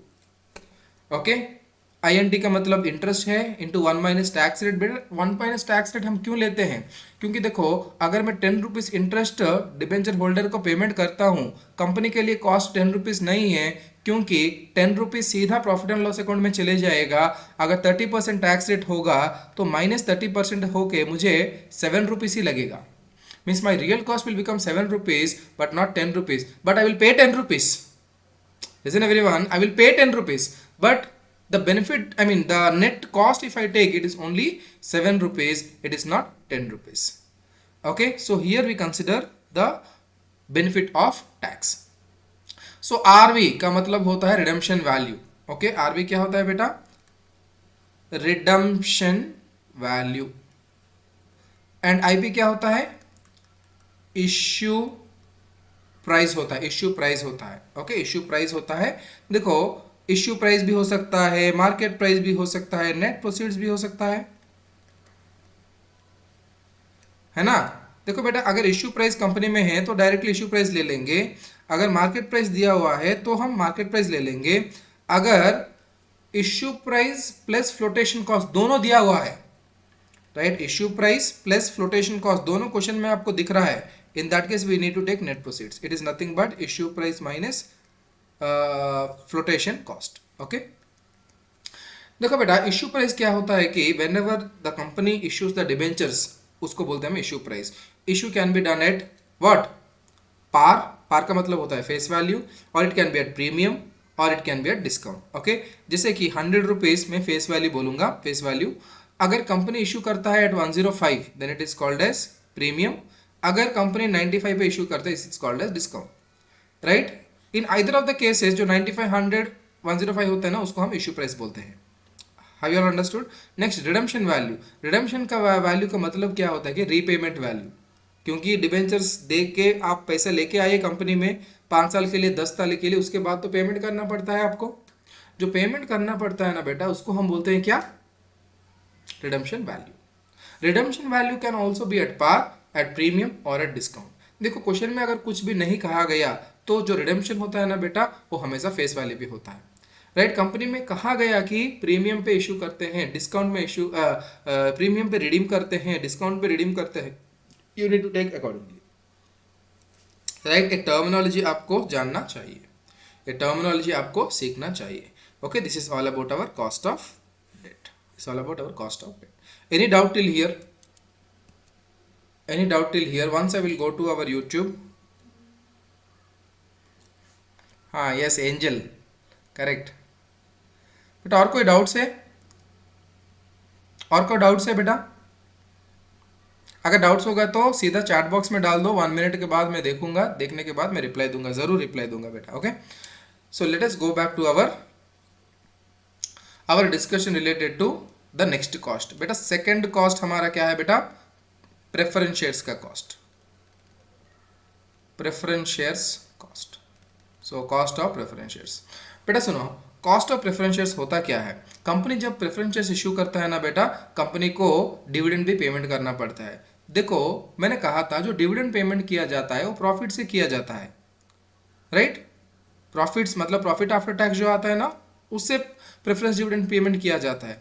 इसलिए preference dividend जो होता है ना, वो charge to profit and loss अगर नहीं होता है, उसको हम बोलते हैं appropriation to profit and loss. तो क्या बोलते हैं हम? Appropriation to profit and loss. Understood everyone? Have you understood? देखो इंटरेस्ट हम जब पेमेंट करते थे ना, हमको टैक्स बेनिफिट आता था, लेकिन प्रेफरेंस शेयर्स के ऊपर हम अगर डिविडेंड पेमेंट करते हैं, कोई फायदा नहीं है कंपनी के लिए, कोई टैक्स बेनिफिट नहीं है। ओके, अब हम आते हैं how to compute the cost of preference shares. Cost of preference shares calculate करने के लिए भी टू टाइप्स ऑफ मेथड्स है। टू टाइप्स ऑफ, बेटा यहाँ पे भी हमने और एक पॉइंट नहीं डिस्कस किया, जो कॉस्ट ऑफ डेट होता है ना बेटा, cost of debt. Cost of debt depends upon two types, whether it is redeemable debt or irredeemable debt। Okay, अगर redeemable debt होता तो हमारे पास शॉर्टकट मेथड और it is also called as approximation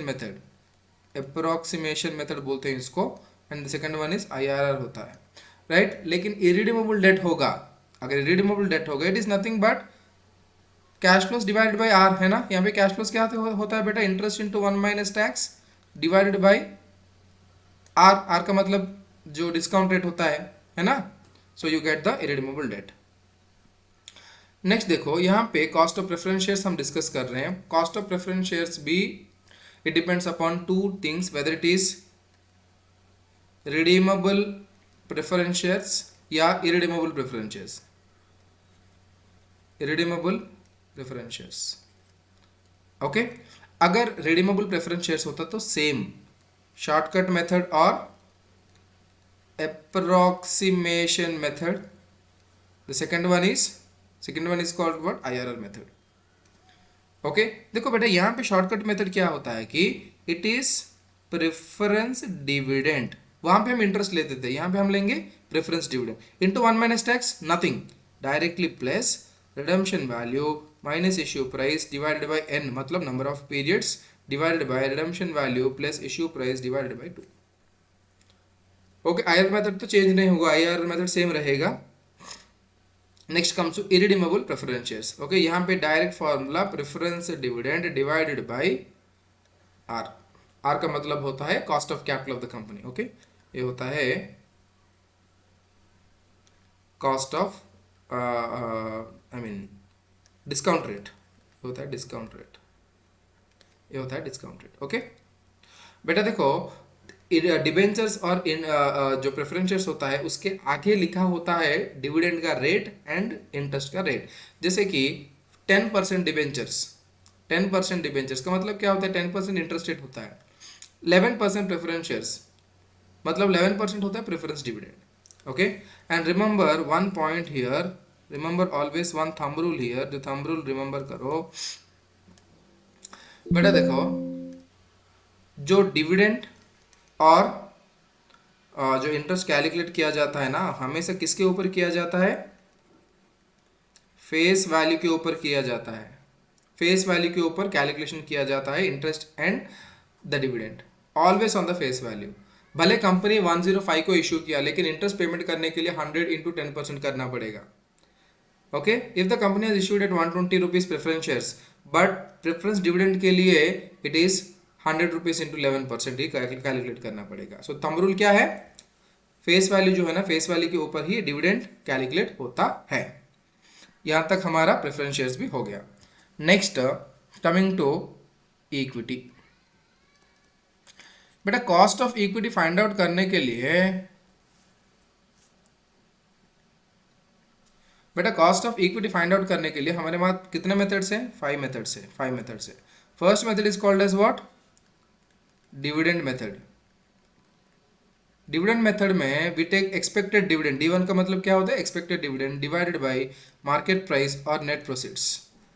second one is called as earnings method। earnings method, it is nothing but expected earnings divided by net proceeds or market price. Third one is called as growth model or growth method.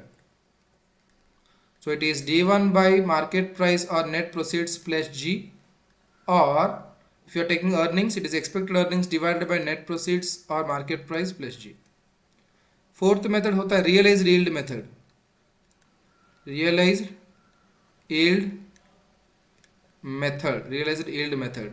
सो यहाँ पे हम लेते हैं expected dividend plus capital gain और capital loss हम लेते हैं divided by initial investment. Okay, it is divided with what, the initial investment, मतलब मार्केट प्राइस और नेट प्रोसीड्स कुछ भी है. And the fifth method is called as CAPM model, capital asset pricing model. अगर आपको याद है मैंने बेटा कैलकुलेशन करने के लिए आपको असाइनमेंट दिया था यहाँ से. Okay, so here we find out the KE, cost of equity का मतलब. ओके, सो यहाँ पे KE is equal to RF plus beta into RM minus RF. Okay बेटा, यहाँ पे आपको टर्मिनोलॉजी जाना पड़ेगा. RF क्या होता है? Risk free return. बीटा क्या होता है बेटा? Denotes risk. वोलेटिलिटी डिनोट करता है. And RM minus RF, it is called as risk premium. It's called as risk premium. Okay, these are the 5 methods to find out the cost of equity. And then comes retained earnings. So retained earnings, KE is equal to retained earnings, cost of retained earnings. दोनों एक ही है.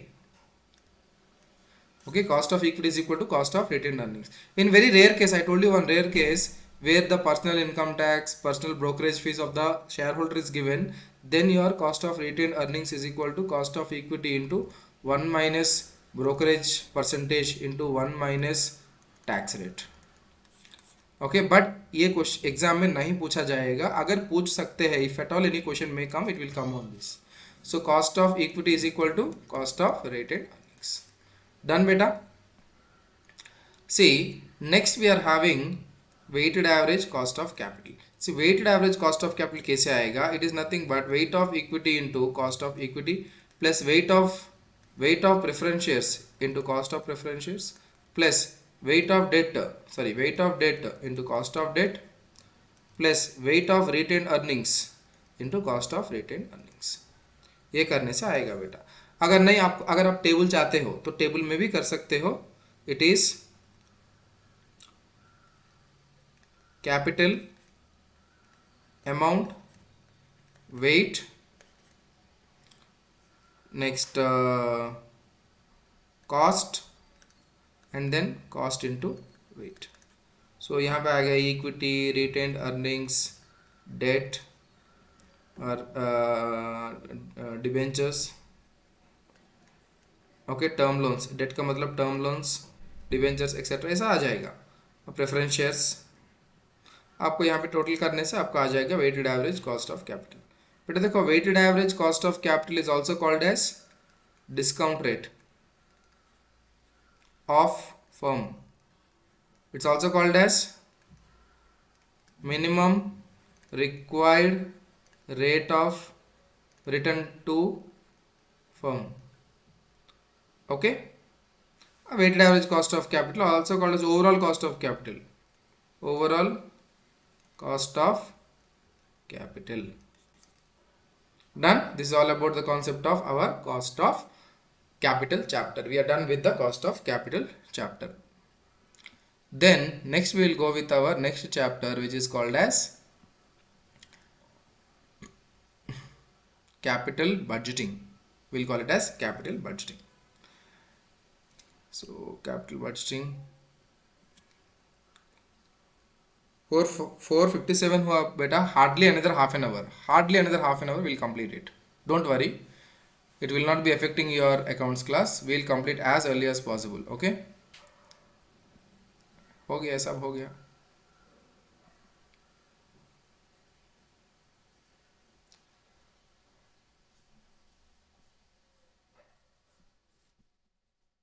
Okay, देखो बेटा सुनो, capital budgeting में होता क्या है कि जो भी सोर्स ऑफ कैपिटल हम लेके आए, before that I once go to the comment section and once I will check it. What are the comments? Any extra pointers? Cost of debt, please explain to the formula again. Uh, can you explain the formula for the short term method? Short term method नहीं है बेटा, वो shortcut method है. Shortcut method है. Okay मैंने explain किया था, एक बार फिर से आप देख सकते हो, but I will tell you once again. Listen everyone. मैं एक बार फिर पूछ पीछे जाता हूँ. मैं एक बार नहीं यहाँ पे लिख देता हूँ. बेटा देखो, जो डेट होता है ना बेटा, डेट होता है, देखो और एक बार second time I am explaining, please listen carefully. Debt का जो कॉस्ट ऑफ डेट होता है depends upon whether it is redeemable debt और irredeemable date.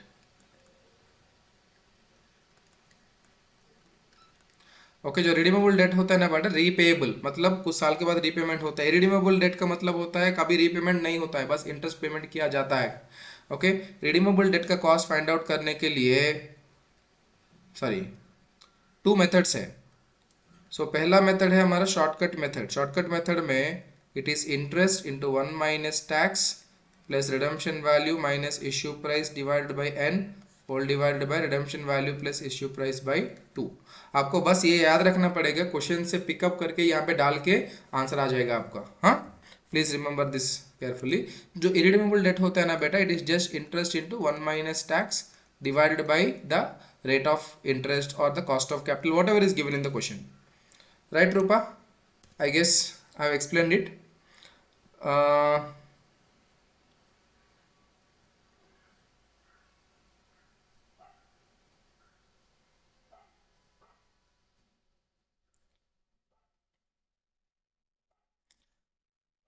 thank you, thank you. Someone have mentioned that please like and subscribe this channel.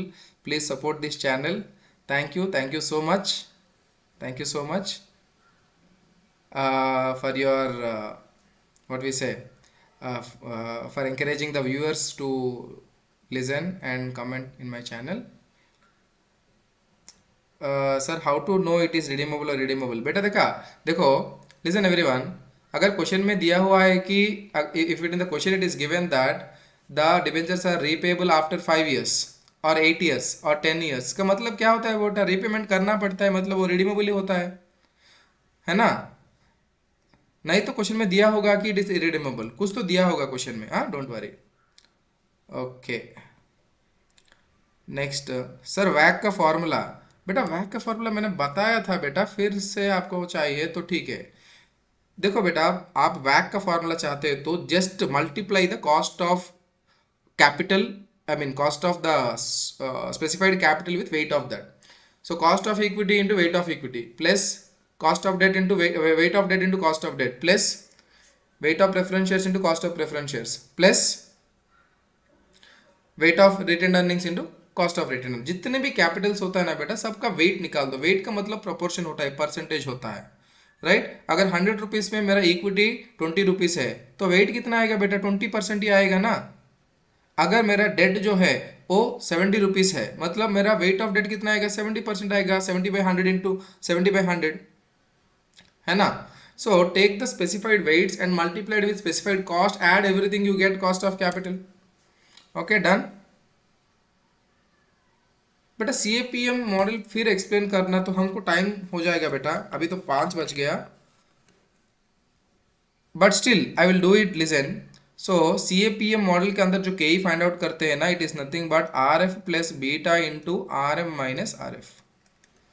Okay ये उसका formula होता है. R F risk free rate of return होता है, beta उसका risk को denote करता है, R M minus R F क्या होता है कि रिस्क प्रीमियम होता है. जो बीटा होता है ना बेटा, मैं आपको जो एक असाइनमेंट दिया था बीटा कैलकुलेशन के लिए, कैसे किया आपने. It is standard deviation of the security by standard deviation of the market into correlation coefficient between the security and market.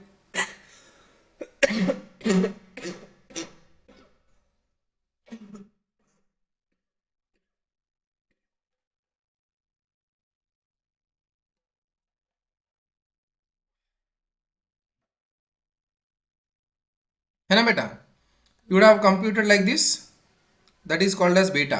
For the detailed explanation of this, you can refer to my another video. I made another video on beta. Beta के ऊपर मैंने एक video बनाया था. For that detailed video, you can go and listen there. And RM minus RF को क्या बोलते हैं? Risk premium. इसको बोलते हैं हम risk premium. Done? I guess we are done. Beta value will be given in the question. Yes, 100%. It is given in the question and it will be fixed. It won't change. Any other doubts? Any other doubts? Or we shall continue. I'm continuing beta. We are continuing with capital budgeting. सुनो, capital budgeting में होता क्या है कि पहले आपको capital लेके आना पड़ता है, उसके बाद आपको डिस्ट्रीब्यूट करना पड़ता है डिफरेंट एसेट्स के लिए. राइट मैंने कहा था जो सोर्स ऑफ कैपिटल होता है वो फिक्स्ड एसेट्स में भी इन्वेस्टमेंट होता है, वर्किंग कैपिटल में भी इन्वेस्टमेंट होता है. अगर फिक्स्ड एसेट्स में इन्वेस्टमेंट करना है या नहीं करना है वो सोचने के लिए हमको जो टेक्निक्स चाहिए उसको हम बोलते हैं capital budgeting techniques. Right, have you understood this? Now capital budgeting techniques जो होता है ना बेटा, this two types होता है. Okay, so I'll open directly that and you can see.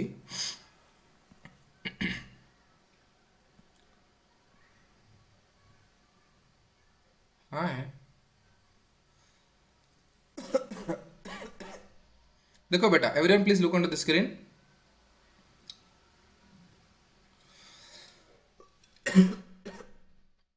सुनो, जो कैपिटल बजटिंग टेक्निक्स होता है ना बेटा वो टू टाइप्स का होता है. एक होता है ट्रेडिशनल मेथड्स, दूसरा होता है modern methods. Okay, so traditional methods and modern methods को क्या डिफरेंस है बेटा? Time value of money. Okay, time value of money. देखो जो ये बोथ मेथड्स है ना, पे back period and accounting rate of return, यहाँ पे time value of money use नहीं होता है. लेकिन बाकी जो मेथड्स है ना यहाँ पे time value of money use होता है. Okay, that is a basic difference between traditional methods and what? Traditional methods and modern methods. Okay, next, so let us see what is called as payback period. बेटा देखो payback period होता क्या है? payback period का मतलब ये होता है कि कितने साल में और कितने दिन में और कितने महीने में मेरा जो इनिशियल इन्वेस्टमेंट होता है वो मुझे बैक आ रहा है. how much time my cash flows takes to recover my initial investment is called as the payback period. Okay, so to find out this you need to just take what? You know, take the initial capital that has been employed, you divide with the annual expected profit after tax cash flows. Right, जो initial investment होता है ना, present value of cash outflows होता है, वो ले लो numerator में and divide it with the yearly cash flows. Right beta, see this you can do whenever your cash flows are same, but whenever cash flows are different you need to find out the cumulative cash flows. Right, मैंने class में समझाया था आपको cumulative cash flows आपको लेना पड़ेगा. Okay, for example से year 1 में 10,000 इनफ्लो हो रहा है, ईयर 2 में, in year number 2 you are getting 12,000, year number 3 you are getting let us say some 15,000.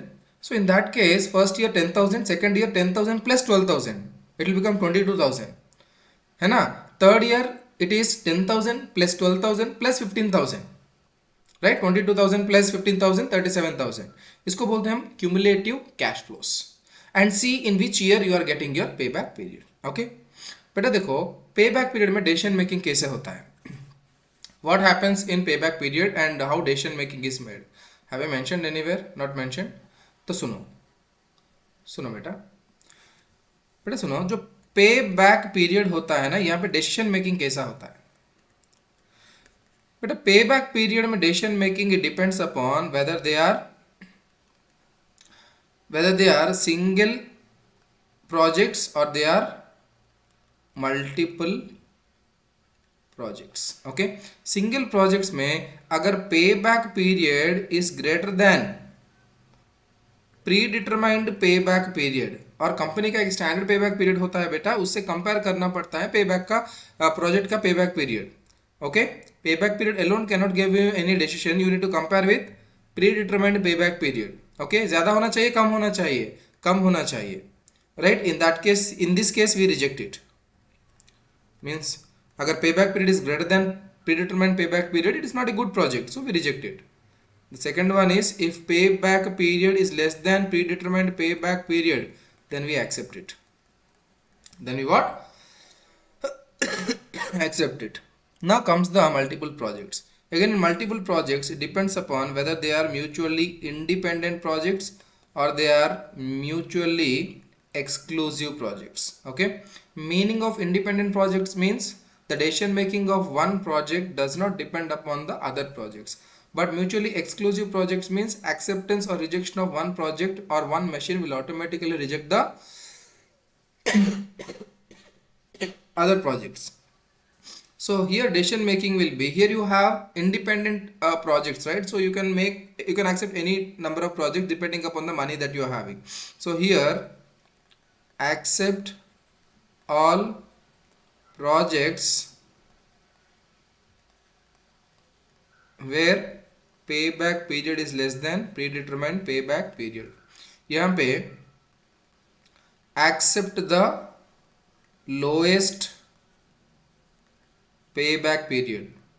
जो भी प्रोजेक्ट का लोएस्ट पेबैक पीरियड होता है ना बेटा, उसको एक्सेप्ट कर दो, प्रोवाइडेड दैट जो भी आप सेलेक्ट कर रहे हो ना payback period, here that payback period should be less than the predetermined payback period. This is the concept of payback period. Done beta. Next we shall go with ARR, accounting rate of return. See, accounting rate of return is nothing but it is the annual average annual income divided by investments. It is the average annual income divided by investment. Okay, so here also for decision making it depends upon this ARR depends upon the ARR depends upon the cost of capital of the company. Here ARR shall be compared with cost of capital, only then decision making can be made. Okay. Okay. See, in ARR what happens, if the ARR is greater than the cost of capital, we accept it. Okay, and if the ARR is less than cost of capital, reject it. If both are equal, either you can accept it or you can reject it. Okay, in case of mutually independent projects, you try to accept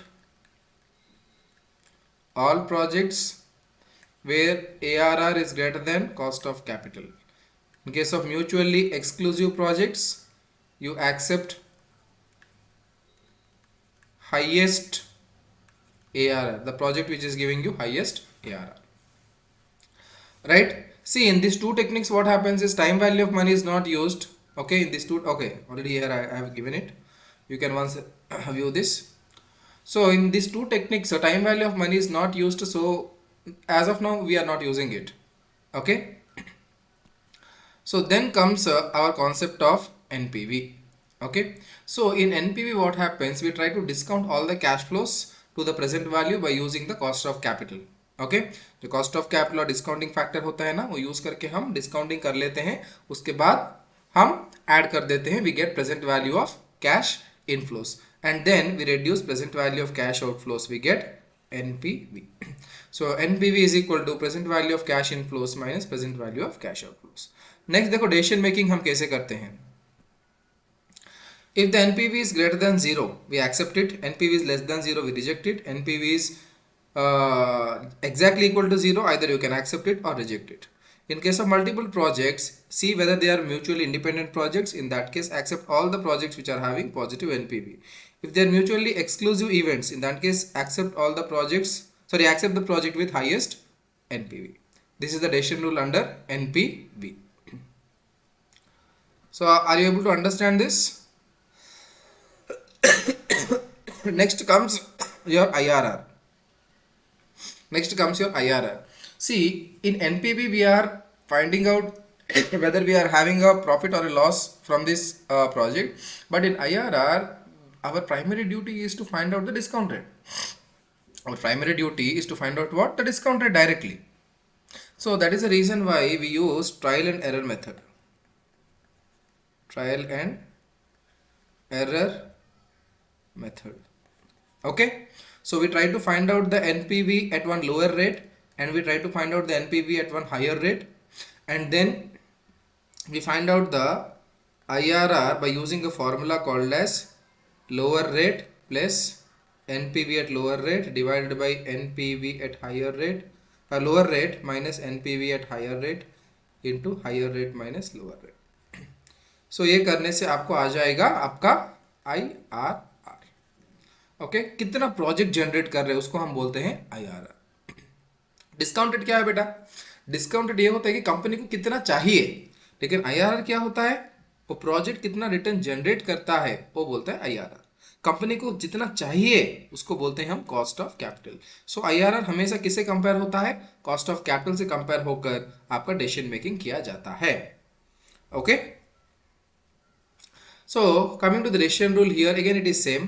In case of a single project, you see if IRR is greater than cost of capital, accept it. If IRR is less than cost of capital, you reject it. And if IRR is exactly equal to cost of capital, then either you can accept it or you can reject it. Are you all clear about this? And see, in case of multiple projects,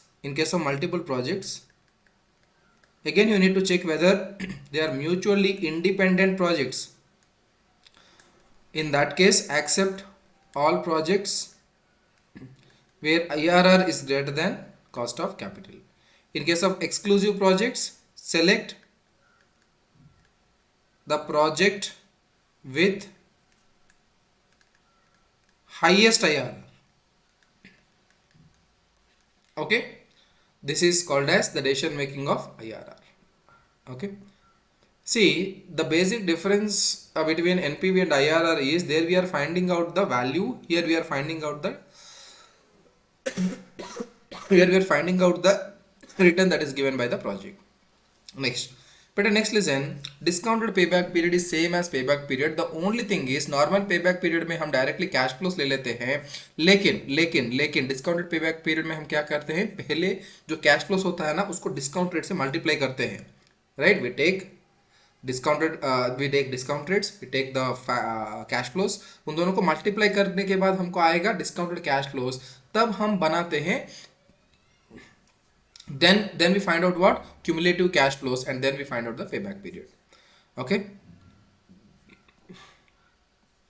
next listen, modified IRR क्या होता है? बेटा देखो, modified IRR एक छोटा सा concept है, may be exam में नहीं पूछा जाएगा शायद, मेरे हिसाब से, I don't know, but I think this type of complicated questions may not be given, but still I will explain you this modified IRR. देखो, modified IRR में क्या होता है कि here the assumption is the cash flows are reinvested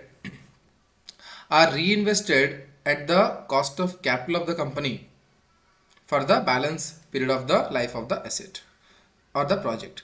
मतलब अगर year 1 में कुछ कैश फ्लोस आता है, ईयर 5 आपका कैश फ्लो से, year 2, year 3, year 4 cash flow से, so we take this cash flows to 5th year. Second year में जो कैश फ्लोस आएगा we take it 5th year. Third year cash flows जो आएगा we take to 5th year. Fourth year cash flows आएगा we take to 5th year. And 5th year में जो cash flows आएगा we take to 5th year.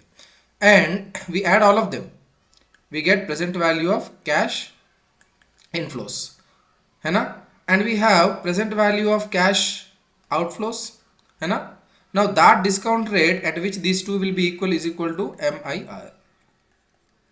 Okay, the discount rate at which these two will be equal, present value of cash inflows is equal to present value of cash outflows is equal to what? MIRR, modified IRR. इसको modified क्यों बोलते हैं? क्योंकि हम यहाँ पे cash flows को modify कर रहे हैं, चेंज कर रहे हैं ना, इसलिए इसको बोलते हैं modified IRR. Little bit different that from of the normal IRR. Okay, right.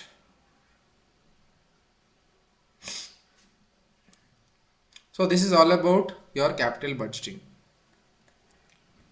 End of capital budgeting. Done, beta? So once again I'll go to YouTube and I'll see the comments. Yes, beta will be given, beta. It is given in the question and it will be constant, don't worry. Okay, it will be given in the question and it will be constant, don't worry. Huh? Okay, next.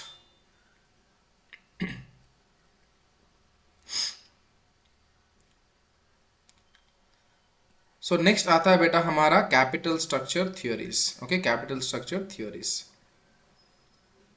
बेटा सुनो, I'll tell you in a very very simple language capital structure theories. Listen very carefully.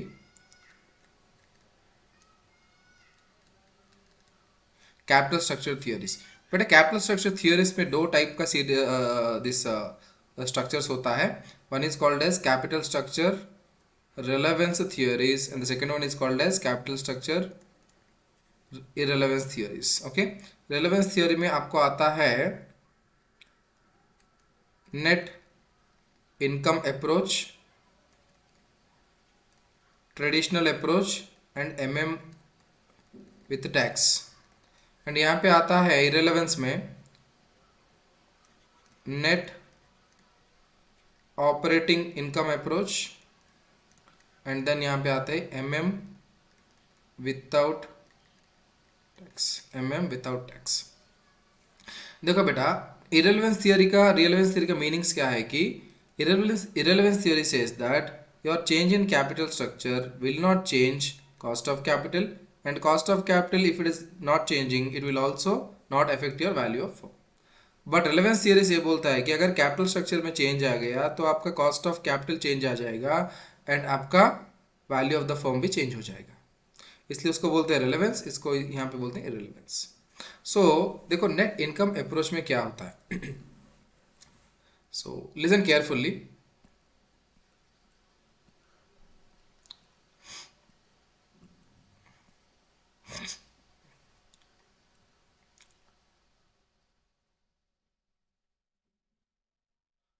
Net income कहाँ पे है हमारा?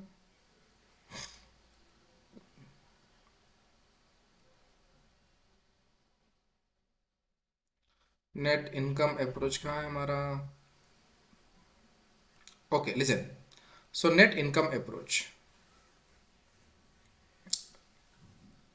अरे चले गया. हाँ, so this is net income approach. So listen carefully. Net income approach में एजम्पशंस क्या है कि cost of equity and cost of debt both are constant. Okay, cost of equity and cost of debt are constant. Okay, and cost of equity is greater than cost of debt. देखो यहाँ पे दिख रहा है cost of equity is greater than cost of debt, and now they are saying that whenever you start infusing the capital into your debt into your capital structure, then due to the benefits that you get due to the debt capital, why? Because जो interest होता है ना वो tax deductible expenditure होता है. And not only that, so whenever you infuse the debt into your capital structure, in that case more and more amount of capital is inclined towards the cheaper source of finance, क्योंकि cost of date हमेशा कम होता है ना. सो यहाँ पे जो equity costly capital होता है वहां से कुछ पार्ट क्या हो रहा है, कॉस्ट ऑफ डेट के तरफ आ रहा है. इसलिए your cost of capital, overall cost of capital of the company starts reducing. And always remember, KO is having an inverse relationship between the value of the firm. If KO increases, value of the firm decreases. If KO decreases, value of the firm increases. Okay. Now listen carefully. How to find out the value of a firm? It is nothing but value of equity plus value of debt. So value of equity is equal to EBIT minus interest divided by cost of equity. And value of debt वैसे भी change नहीं होने वाला है ना. Value of debt तो change नहीं होने वाला है. Next, value of the firm is equal to EBIT divided by value of the firm is equal to EBIT divided by cost of capital of the company. Okay, you need to remember this one and this one. Done बेटा. So since यहाँ पे केवो change हो रहा है, value of the firm भी change हो रहा है, इसलिए इसको बोलते हैं capital structure relevance theory. Capital structure relevance theory. Done. Next will go to capital structure irrelevance theory में नेट ऑपरेटिंग इनकम है. नेट ऑपरेटिंग इनकम एक बार देखते हैं. देखो बेटा, net operating income is irrelevance theory. मतलब ये बोल रहा है कि change in capital structure will not change your cost of capital of the company and there bye your value of the firm also will remain constant, है ना. सो यहाँ पे ये बोला जाता है कि देखो यहाँ पे cost of debt is constant but cost of equity not constant.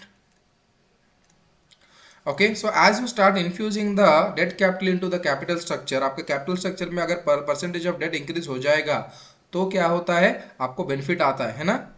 But at the same time what happens, the risk perception of the shareholders increases, thereby your KE also starts increasing. Right, पहले approach में क्या था बेटा, constant था, cost of equity constant था. Okay, लेकिन यहाँ पे क्या बोल रहे हैं कि यहाँ पे क्या बोला जाता है कि अगर आप डेट परसेंटेज इंक्रीज कर लेते हो, okay, if you start increasing the debt percentage, then your KD, your capital is inclined towards the cheaper source of finance. That is the reason why your KO is decreasing. जो KO ना decreasing होता है, at the same time क्या होता है कि K increase हो रहा है, इसलिए आपका जो KO जितना decrease हो रहा है ना, that K will again pull it back, है ना. That is the reason why your KO is remaining constant. Okay, once again I'll tell you, see, whenever you start infusing the debt into your capital structure, slowly your KO start decreasing.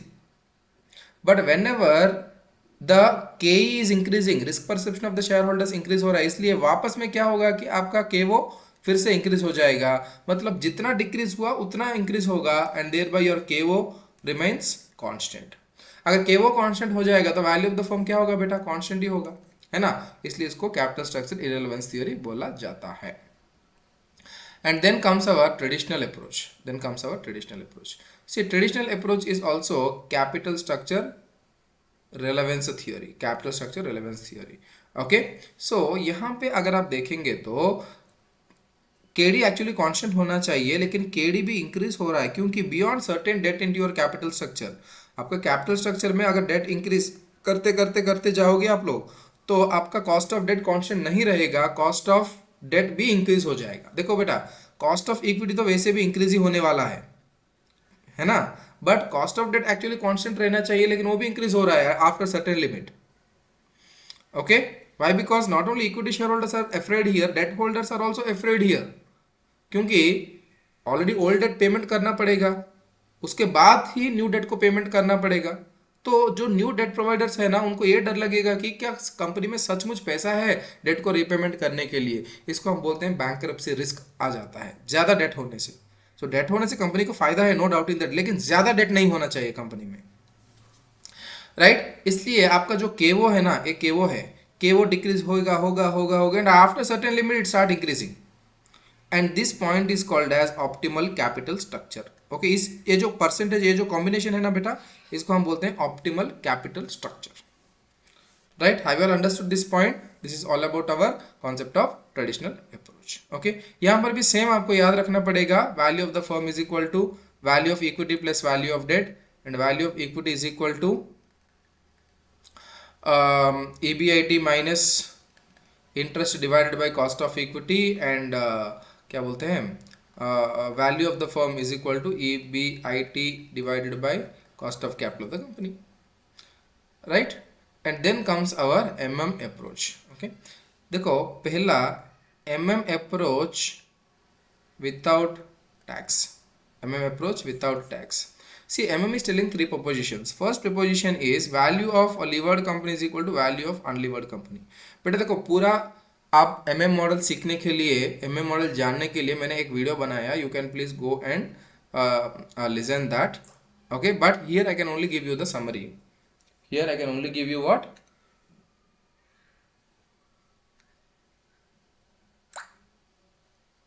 here I can only give you the summary.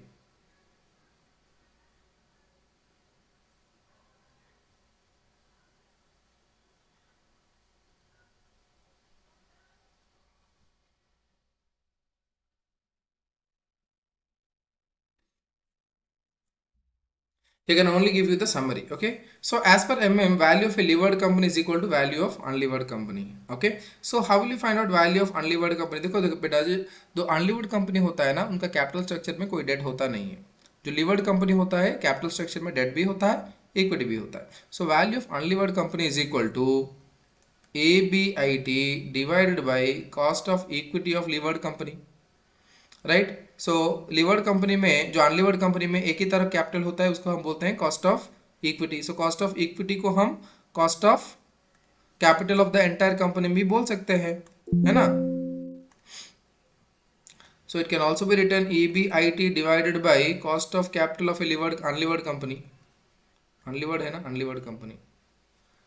Then comes a value of a levered company. Value of a levered company is equal to value of equity plus value of debt. So value of equity मैंने क्या बताया था आपको? It is EBIT minus interest divided by cost of equity of levered company. Right. And debt का तो constant रहेगा, वो change नहीं होगा, जो भी क्वेश्चन में दिया गया है. ये पहला प्रेपोजिशन है. ओके. दूसरा प्रेपोजिशन क्या है कि cost of equity of levered company greater than cost of equity of unlevered company.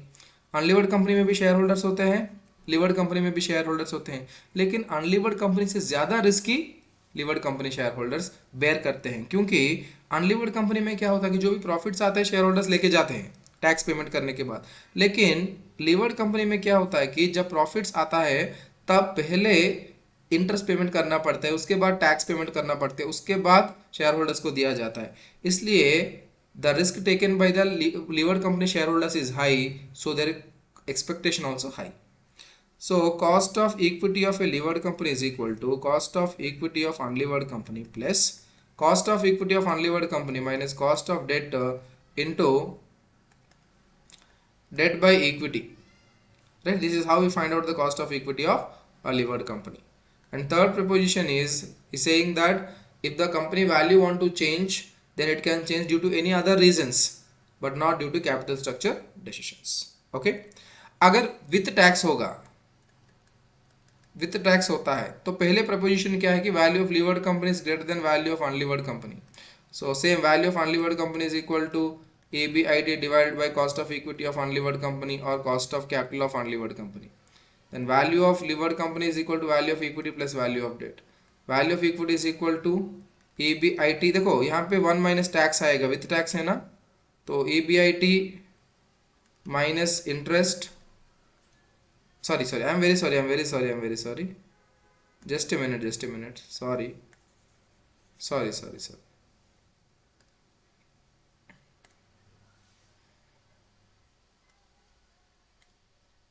So value of levered company is equal to value of unlevered company plus tax benefits.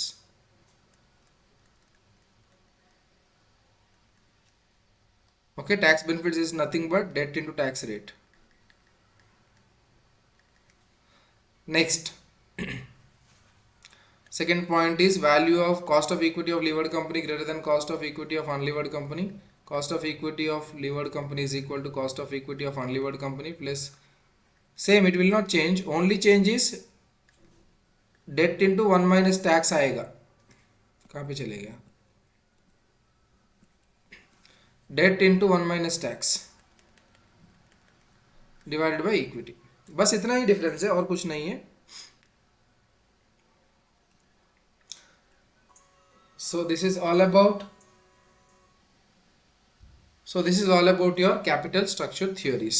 Next I will revise about leverages. Listen carefully. Will take hardly another 10 to 15 minutes, not more than that. We'll wind up, don't worry. So we'll discuss about leverages. बेटा देखो leverages. See, leverages talks about the disproportionate change in the profits due to the existence of fixed cost. Okay. See, जो income statement आपने पढ़ा है, ना, देखो एक बार मैं समझा देता हूँ आपको. Sales minus variable cost, contribution minus fixed cost, EBIT minus interest, earnings before tax minus tax, earnings after tax, number of shares and EPS. Okay. देखो बेटा जो लीवरेजेस होता है ना, it studies a disproportionate change due to the existence of fixed cost. क्योंकि देखो variable cost will change exactly with the sales, so उसको study करने के लिए कोई ज़रूरत नहीं है. लेकिन हमको ये स्टडी करना पड़ेगा कि अगर फिक्स्ड कॉस्ट है, देखो यहाँ पे आपको फिक्स्ड कॉस्ट दिख रहा है, 2 फिक्स्ड कॉस्ट है, इसको हम बोलते हैं ऑपरेशनल फिक्स्ड कॉस्ट, एंड एक और है, इसको बोलते हैं हम financial fixed cost. Okay. So the study of these changes, अगर सेल्स इंक्रीज होगा तो EBIT कितना इंक्रीज होगा, EBIT इंक्रीज होगा तो EPS कितना इंक्रीज होगा, ये स्टडी जो करते हैं ना हम, उसको हम बोलते हैं लीवरेजेस. ओके. So यहाँ पे we have three types of leverages. First one is called as degree of operating leverage. It studies the relationship between the sales and EBIT. Okay, what is the percentage change in EBIT will happen whenever certain percentage change happens in your sales. So degree of operating leverage is equal to percentage change in EBIT divided by percentage change in sales. This also can be written as contribution by EBIT. Okay, so you need to remember that operating leverage studies the relationship between sales and EBIT. Second leverage is the study between the EBIT and EPS. Why? Because in between we are having what? Financial fixed cost. So degree of financial leverage is equal to percentage change in EPS divided by percentage change in EBIT. This also can be written as EBIT divided by EBT. Okay, and third leverage is the study between the sales and EPS. Okay, so degree of combined leverage is equal to percentage change in EPS divided by percentage change in sales. This also can be written as contribution by EBT. This also can be written as degree of operating leverage into degree of financial leverage. Right, have you all understood this? Now decision making. So as the leverage is high, we say that high potential is there. As the leverage is low, we say that low potential is there. Okay, and another point, leverage indicates risk. Why? Because wherever potential is there, there is also risk. So leverage not only indicates the potential, leverage also indicates the risk. This is all about your leverages chapter. Okay, next coming to working capital. Last chapter is our working capital management. देखो बेटा, working capital में आपको बस theory पढ़ना है. बड़ा बड़ा questions कुछ नया आएगा एग्जाम में, क्योंकि 1 मार्क एमसीक्यू के लिए बड़ा बड़ा क्वेश्चंस कौन पूछता है भाई. सो आपको ये जानना पड़ेगा कि वर्किंग कैपिटल होता क्या है. Okay, working capital is nothing but current assets minus current liabilities. Okay, gross working capital, net working capital, total of current assets is called as gross working capital, and current assets minus current liabilities is called as net working capital. Next, current assets में होता क्या है. Inventory होता है. Inventory and stock दोनों अलग है. Inventory के अंदर स्टॉक आता है, stock of raw material, stock of WIP, stock of finished goods, and then we have debtors, finished goods, and then we have debtors, we have cash, prepaid expenses, short term investments, etc. will come under current assets. Current liabilities means trade payables, outstanding expenses, all that will come under current liabilities. Next, see, there are two types of working capital, which is called as fixed operating capital or permanent working capital, working capital, and fluctuating working capital. See, whenever you start the business, you have a certain investment in your working capital, which is called as the permanent working capital, and based upon your operations, slowly this working capital will increase and decrease, which is called as fluctuating working capital. Okay, then another point you should remember about operating cycle. See, operating cycle means the number of days it takes right from the purchase of raw material and then converting into finished goods, storing the finished goods, making a sale, and collection from the customer, means till it is converted into cash. This time period is called as what? Operating cycle. This time period is called as operating cycle. Okay बेटा, यहाँ पे भी gross operating cycle, net operating cycle होता है. So operating cycle means inventory holding period plus debtors collection period, so, and then minus creditors payment period. Now see, this part is called as gross operating cycle, and these both parts are called as net operating cycle.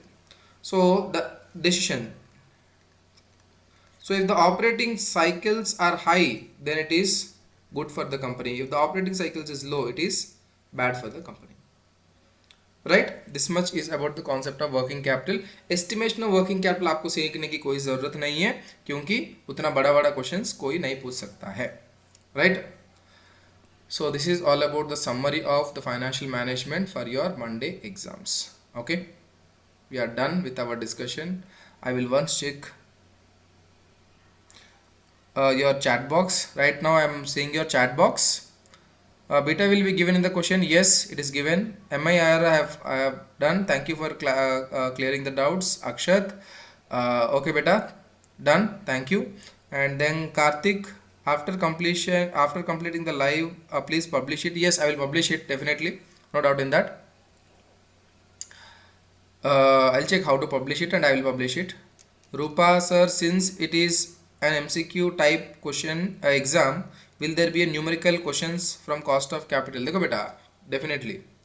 But you will not be given to calculate the weighted average cost of capital by giving so much of data. See, data may be given to find out the cost of debt or cost of equity. है ना? Only one point will, one thing will be asked in the exam to find out the cost of equity, cost of debt, or cost of preference shares. Okay, that too in the simplest method possible. That too also in the simplest method possible. ଗୋଟେ 5 minute ପରେ call କରୁଛି ହେଲା, ଗୋଟେ 5 minute ପରେ.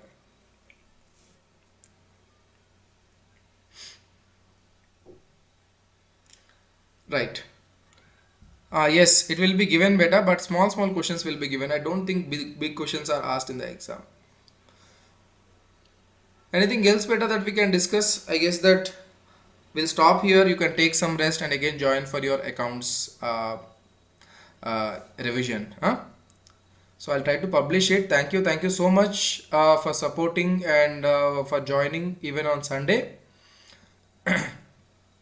So if any other things are there, you can directly text me in my WhatsApp through. You can reach me through WhatsApp. We'll do the discussion there. Okay.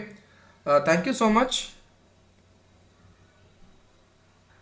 Sir what type of questions might come from leverages? बेटा leverages में अगर question आएगा तो see they will give you operating leverage, financial leverage, find out combined leverage, और they will give percentage change in EBIT, percentage they will ask you, they will give percentage change in sales, they will ask you what is operating leverage. Very simple questions will be asked, very simple questions. You need not worry about anything.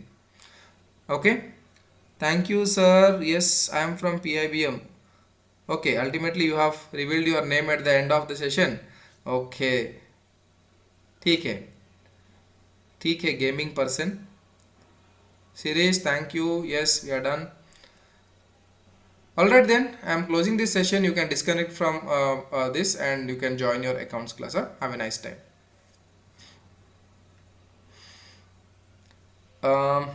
Ayaz, okay, thank you. Ayaz, actually I don't go to your class I guess, but still, thank you.